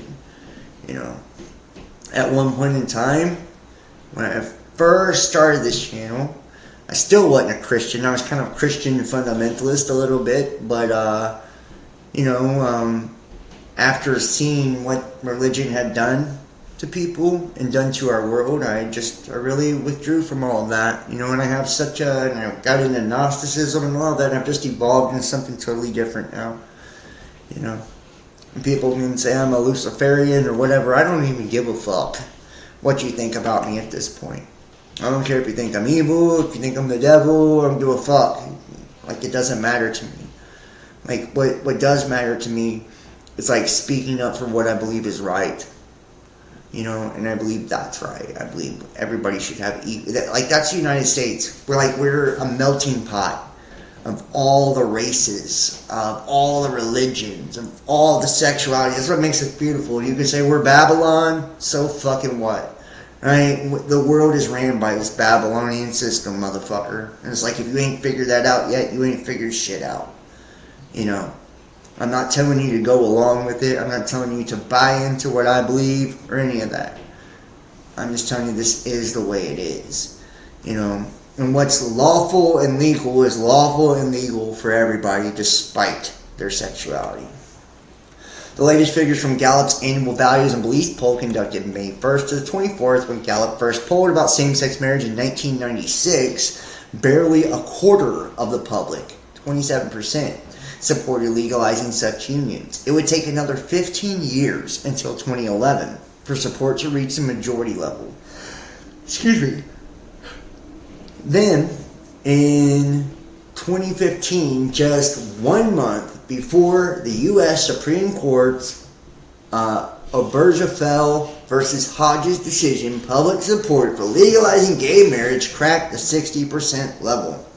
In 2021, it reached the 70% mark for the first time, and there has been there for each of the past 3 years. So, it ain't going down. I hate to tell you, it's not about to change, you know. And people can say, "Oh, fuck it," you know, it's because of this agenda and that agenda. Whatever. You know, it's like it doesn't matter. We're not gonna go there today. I'm not in the mood. Massive explosion! Boom! Rocks DC after fighter jets intercept unresponsive aircraft. We talked about that already. Fire destroys first congressional United Church in Spencer, Massachusetts. Officials suspect lightning strike may have sparked the blaze. We'll see. And you know what? I don't believe churches should be set on fire either.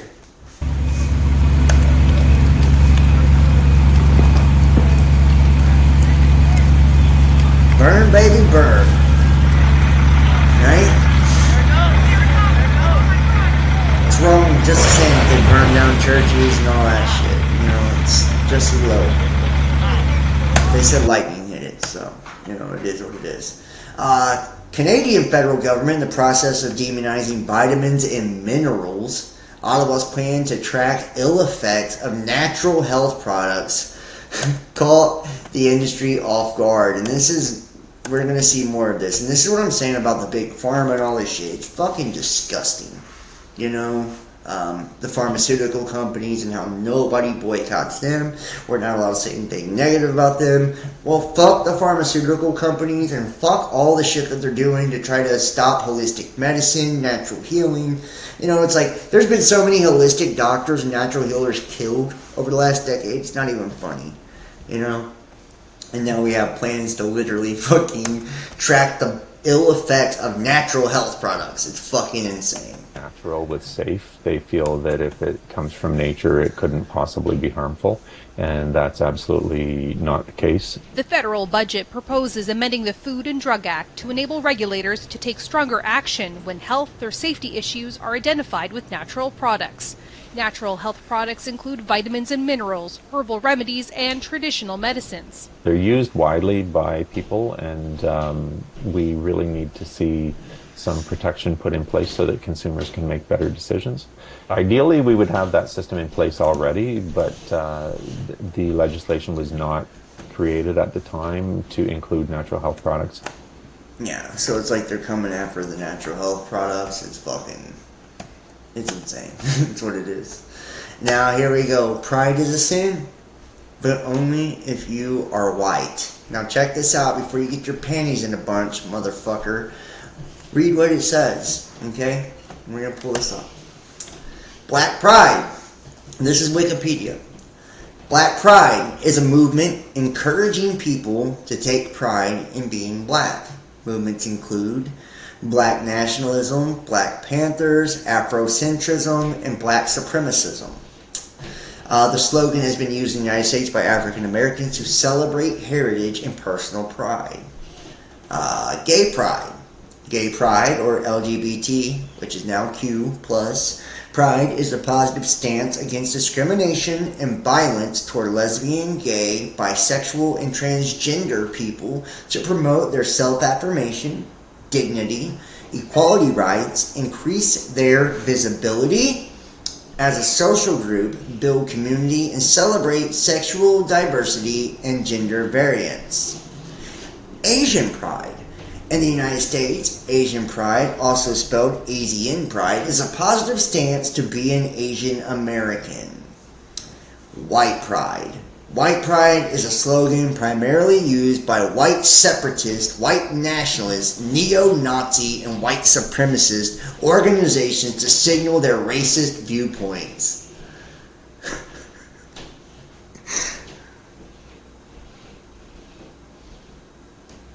Wow. Identified as white power. White power. Reminds me of the Dave Chappelle skit. Do you see how fucked up this is? You know?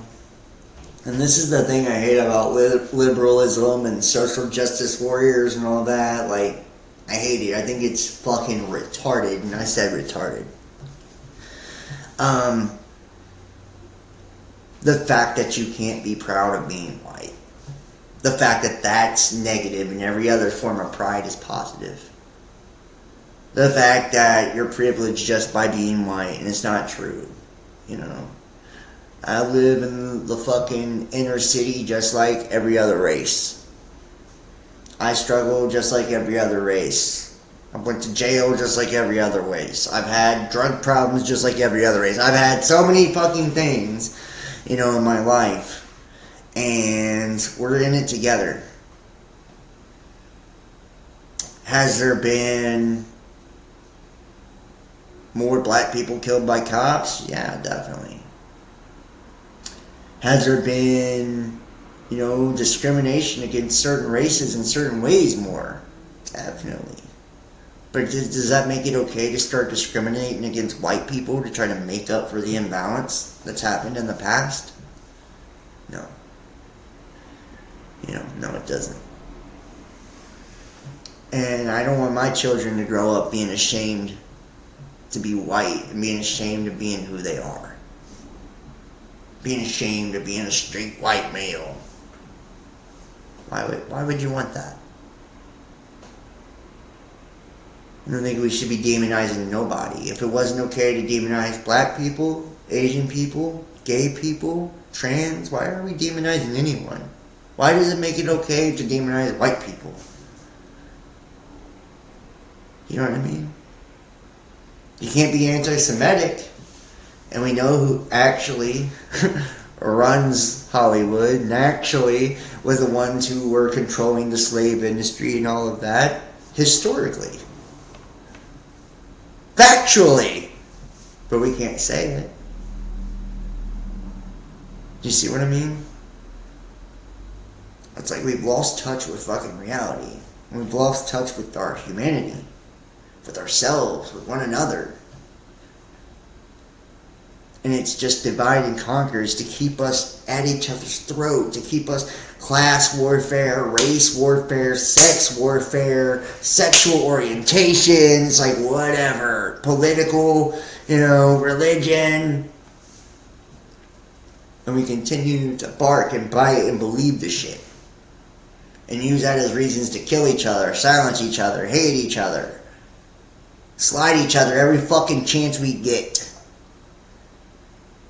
My group's better than yours, and my belief is better than yours. It's like, are you that big of a fucking dumbass? You know, I don't care what color you are. Are you that big of a fucking dumbass to where you actually believe that? All lives matter. I don't care if it pisses you off. I hope it does, because they do. All races matter. All people matter. All sexes matter. All sexual orientations matter. And if that pisses you off, you're a piece of shit. And you have some problems within yourself. You know, you have hate for people. You're a racist. You're a sexist. If that pisses you off. If something bothers you to say straight people shouldn't have love, then you're a fucking weirdo. You have issues. Gay people shouldn't have love, you're a fucking weirdo and you have issues. White people shouldn't have love, you're a fucking weirdo and you have issues. And a racist. Black people shouldn't have love, you're a fucking weirdo and a racist. It's like, come on, man. And I've experienced racism, whether people believe it or not. I mean, I sit on the bus and nobody will even sit next to my ass. You know what I mean? Like, we all experience it in some way, shape, form, or facet. We all experience discrimination based on how different we look or our upbringings. Like, yeah, there are different levels to the shit. Yeah, there are different experiences, and there are different cultures and in different areas. And it's like we can't just drop a blanket across it all and say, oh, well, this is the one experience that we all have, because it's just not that way. It's time to like be understanding and be loving of one another and accepting of everyone, you know, for who they are, and really work towards equality and truly believe that all people matter. And that's the type of society we should be trying to build in the future. We should be trying to shape. You know, that's just my opinion.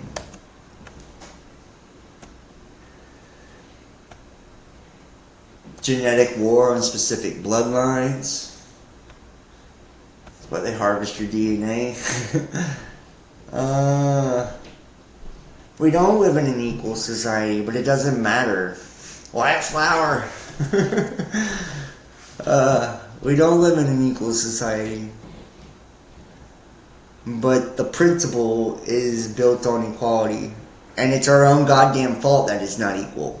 By creating specialized groups, do you think that's going to make it equal? Fuck no. You just want to tip the balance into your favor if you're one of the special groups, is usually why you want to do that. You know, the same reason that the majorities want to keep the power in their favor. You know what I'm saying? Give me a fucking break. You know. So. It is what it is, right? It is what it is. Let's pull up some of these crazy videos before we get out of here. Let me see if I can get some sound here. Investigators describe as disgusting and disturbing. Now, we want to warn you, the details of this case are graphic in nature. A judge set 19-year-old Denise Frazier's bond at $25,000. Deputies arrested her in the Myrick community Wednesday. The sheriff's department received a tip about graphic videos of unnatural intercourse on social media. The department says it's in the initial investigation phase, but has found no evidence that Frazier was threatened or coerced to participate in these acts on video. 3 separate dogs were seen on video, and all animals are now in a safe place getting medical help.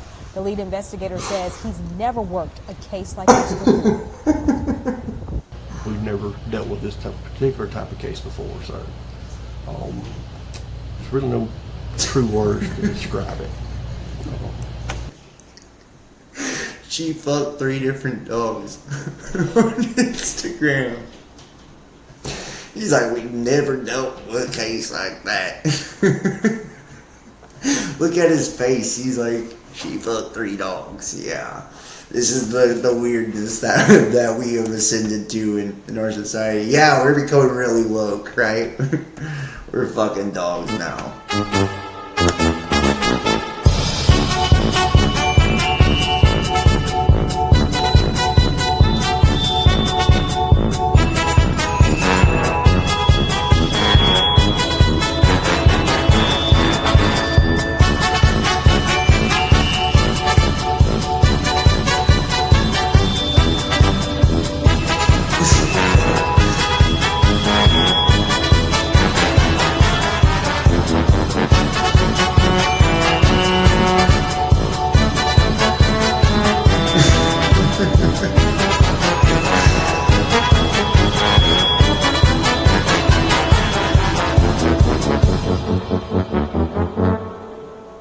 Yeah, AI-powered drone tried to attack its human operator in a U.S. military simulation. The shit just gets better and better.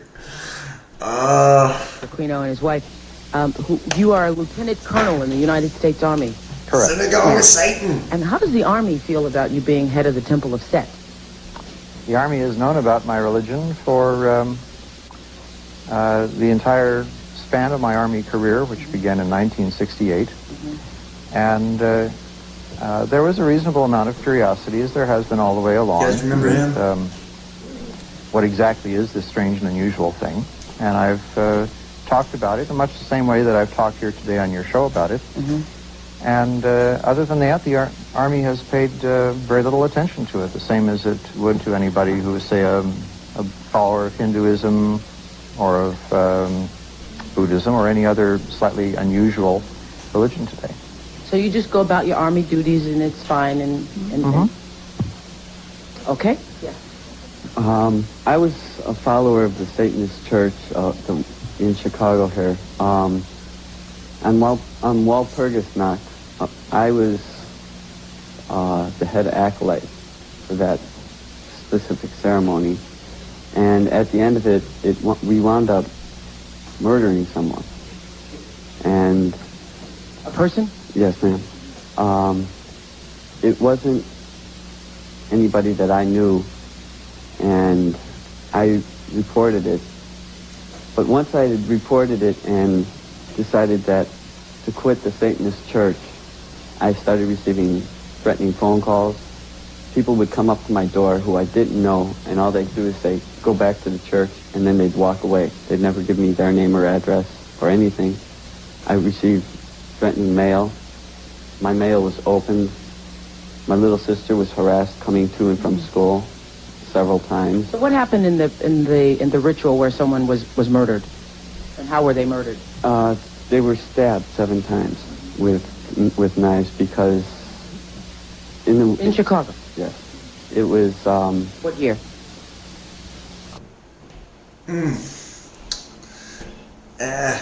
Old school Oprah, and that guy's in the military. I mean, he was just a couple years ago. I don't know if he's still in there. Let me see if I can pull it up for you guys.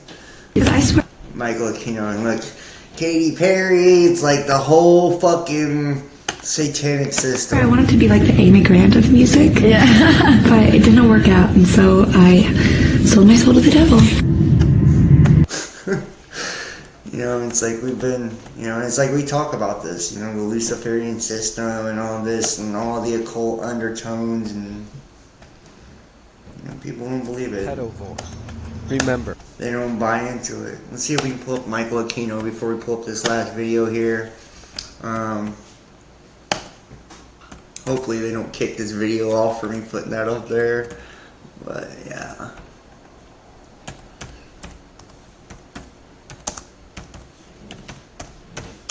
Here we go. Yeah, right there. Boom. See? Military officer. Michael Aquino. There he is. He's still there, man. He is known for the Asylum of Satan, 1972. The Occult Experience, 95. Married to Lilith St. Clair. Temple of Set. Boom shakalaka. Right? There he is. Look, he's still got those weird fucking eyebrows, too. God damn, somebody's got to do something with that guy's eyebrows. Seriously, you'd think if you were like a Satanist, you would at least have, he specialized in psychological warfare, imagine that, right? With all the symbolism and numerology and gematria and all that goes into it, you know? These people are sick, but not criminally sick. They know what they are doing is wrong. 100% death penalty. Houston is possibly the worst city in the United States for the misuse of lost and runaway boys. Houston? I would say I hear about Houston that it is the worst. Probably 350 or more boys are killed every year in Houston. That children are brought to Houston from places such as New Orleans or from other parts of the Southwest. Their life is sad, and they go out and they have to earn money, and they're treated bad. They sometimes get beaten, they get robbed, they get pushed. You know, the police abuse them, everybody abuses them. There was one guy that picked me up in Atlanta. And we've done videos on the organ harvesting and the sex trafficking and human trafficking and child trafficking. It's like, god damn. You know, at the end of the day, you know, to see like this, and this ain't the whole Trump QAnon shit I'm talking about. This is like real legitimate shit. And it's like in Hollywood, and the government, the military-industrial complex, those within the mysteries. I mean, YouTubers. It fucking goes on and on and on. The people that connected this, like trying to tap into this dark fucking force for money, for wealth, for gain. He just said, you know, he wanted somebody to go out and have a few beers when he would smoke a joint. I was drinking his beer, and all of a sudden, you know, doing like that, you know, I couldn't even see straight. My eyes were rolling back. And then the room started spinning, and I was out of it. When I came around, he had me tied up in the basement, no less. And I couldn't even move. Yeah, stretched. Boys for sale. He just threatened me a lot, and I was sitting there crying and scared to death. You know, because the worst I could do was kill me, you know? That interview was conducted several months ago in Houston, Texas. Investigators now fear that the 15-year-old is dead. The body of a young man found ritualistically dismembered in Missouri is thought to be his. This year, goddamn, 1981, 30 boys were found dead in Houston. None of them was called a homicide. They were dead of causes undetermined, dead of massive internal bleeding, as in the case of one child under 10 who was found naked in a Dempsey dumpster with his colon and his rectum torn apart. He was called not a homicide, but a victim of massive internal injury. He was fist raped. Yes. I've been studying this phenomenon since the spring of 1979, and to the best of my knowledge, most men who seek sex from boys are not homosexuals. They're... And I just want to point out, too, like, if you think that this could never happen, well, do you remember C-19? You know? And the remdesivir deaths and all the people on ventilators. If you think if they wouldn't lie about that on such a large and massive scale, that's something so goddamn dark that government officials are connected to, that fucking actors and politicians and all this are connected to, that they would, police and detectives and everybody, you know, that they wouldn't cover that up as well. Even priests are involved in this. You know, that's why the church is such a fucking sham. Are gay people who are what we call pederasts, that is, men who lust after children, especially boys. But it appears to be the case that most such men are not gay, that their attraction is for young, defenseless children, especially boys, because they're more exotic, more forbidden. Even former Fox News anchor Megyn Kelly did her part playing damage control for Comet Ping Pong owner James Alefantis by giving him a shoulder to cry on. James, thank you so much for being here. Thank you for having me. What a terrible ordeal this must have been for you. It has been. Rather than ask him the tough questions like, why do you compulsively upload pictures of sexualized infants? Why are the bands who perform at your restaurant using the same pedosexual imagery? Why do you promote your restaurant as family-friendly while hosting events where people make jokes about pedo rape and on October 10th, 1964, and were never seen again? Yeah, and it's like, this goes on and on. I can't really get into any more of this because, you know, the different platforms that this will air on, most of them will try to censor and silence it, but it's like just showing you how dark and deep the rabbit hole does go. I am going to bring back the uncensored videos and stuff like that. We're going to be putting a lot of this shit up on Rumble and BitChute and Patreon for the people that donate support again. But you see, court document filed indicating January 2012, UK Archbishops Canterbury Justin Welby acted under the direction of Queen Elizabeth to destroy forensic remains of the Ninth Circle satanic cult child homicide. 2 eyewitnesses testified that as children they were present during the same murder of a native child. Satanic rite evidently occurred in a sub-basement catacomb under the west wing of the Canadian Brandon, Ontario Mohawk Indian Residential School. 2 eyewitnesses alleged they saw a young girl being bound to an altar, and notice it was Native Americans, right? The 5 or 6-year-old child was gagged, and then we're not going to read the rest of that, but, you know, this is for those of you that, let me drop this link in here, just for in the chat, for those who want to check this out. And I don't even want to end on this dark-ass note, but so these are alien hybrids, not humans. There's so many different schools of thought on why people do this. Adrenochrome, Loosh, energetic psychic vampires, blood rituals, organ harvesting, trafficking. Like, we can go on and on in the different ways that you know, people think that this takes place. Oh, come the fuck on, man. Why the fuck do you gotta... Look, Native Americans were created to fight on Mars. That's why motherfuckers don't believe shit we say. I just want to point that out. That's why motherfuckers don't believe shit we say. When you say shit like that, you make us sound crazy. Native Americans were made to fight on Mars. Give me a fucking break, man. You know, it's like, you don't know that. You know, I mean, I'm not knocking you, but you don't know that shit. And when you say stuff like that, it discredits what we just talked about that was factual and is provable and is real. You know what I mean? I just want to, and I'm not trying to be a jerk or say you don't know what you're talking about or anything like that, but I'm just saying that is pure speculation. There's no proof of that whatsoever at all. That is just something you've hypothesized from connections you've made, from what you've read and stuff like that. There's nothing to back that up or prove that. And that's why I keep that shit out of my videos, is because I want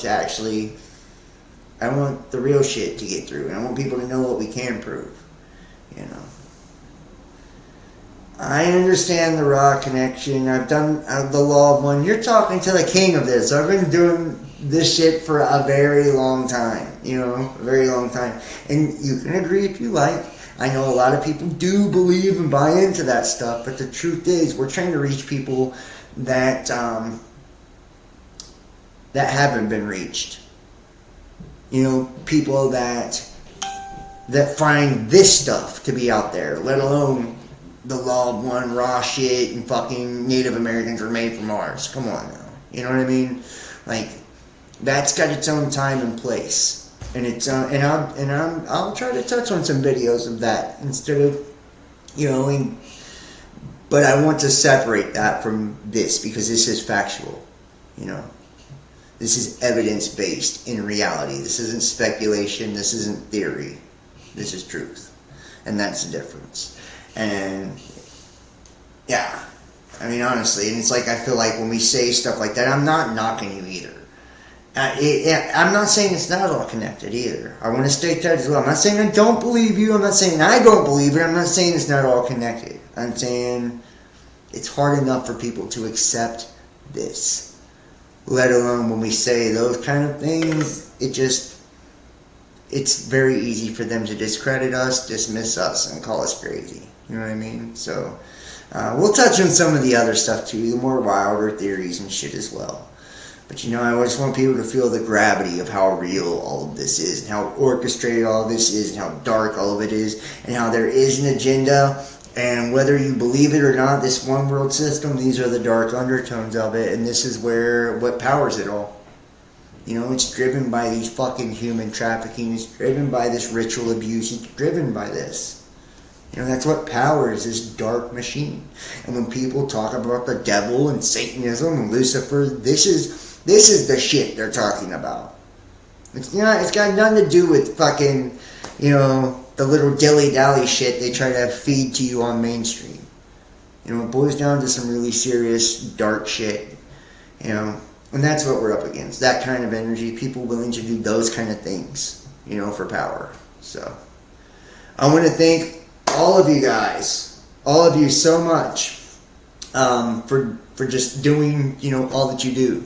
I want to ask you, please, if you're watching this, you get something from it, please, please, please hit the like, hit the thumbs up, make sure you're subscribed, make sure you've clicked the bell, and you've got all on the notifications checked. Share this video, share this link, go follow me on the other platforms. The links are in the description: BitChute, Rumble, Facebook, Twitter, Instagram, all of them. The backup YouTube channel as well. Please, please, please donate and support. It helps me tremendously if you guys do. PayPal, Venmo, Cash App, Facebook Messenger Pay, Patreon, YouTube subscriptions, Facebook subscriptions. Please, please, please support me. I definitely could use the support right now, so it's greatly appreciated for those of you who will. And those who super chatted tonight, much love. I appreciate it so much. I'm going to hit the super chat people just one more time. It was Cosmic Blue, Tim Hanvey, and Crystal Dawn. You guys are the shit for that. I appreciate you. And those who donated on the other platforms, I'll shout you out in the next one. Please book your own personal tarot reading, 513-393-2396, or email therealbestdampodcast@gmail.com. They're $50. They take about 30 to 45 minutes, and they're awesome. You want to know what's going on? I'm telling you, I crush them. I promise you, I'm one of the best out there doing them. I've been doing them for years. I will be dropping some tarot videos, astrology videos, all different types of videos coming up, guys. I promise you. We've got so much coming, man. So much. We're going to touch on everything because I really want to get back at this. I would like to have people help me get more involved, more guests, just all of it.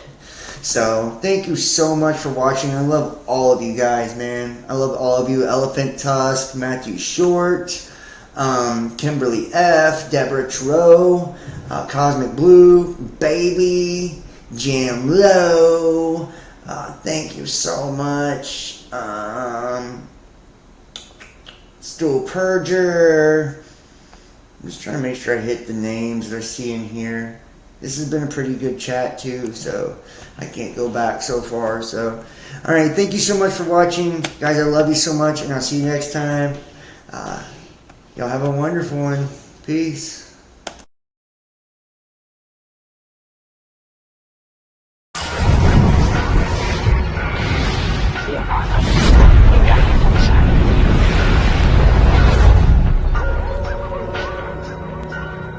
I can't understand people smiling. It's all beyond me.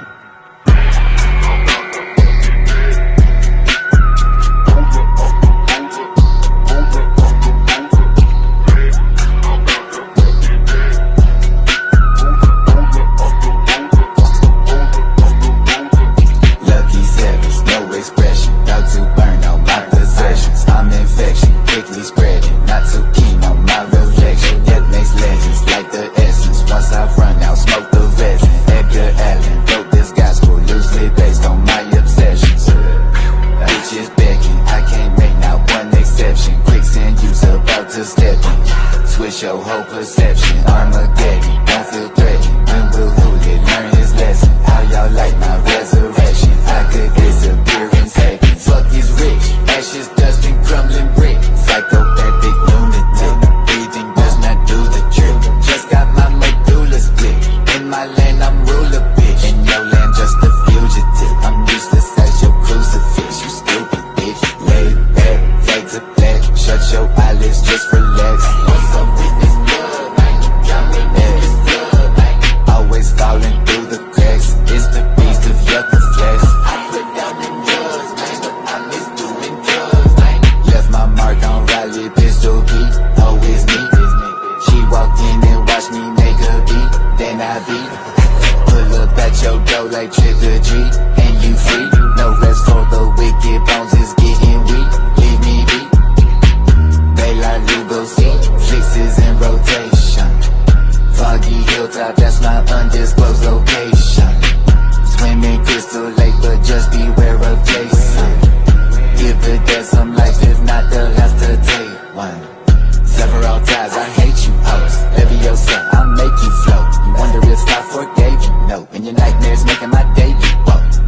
Hooligan Cougar, shadow intruder, avenue cruiser, stimulant user, scumbag loser. 5 hoes on me like Carlos Boozer. Judgment days upon us, I won't hesitate. Tempt you to my dark side in some clever ways. Fuck that price of fame, you know I'll never pay. These might be the last words that I ever say.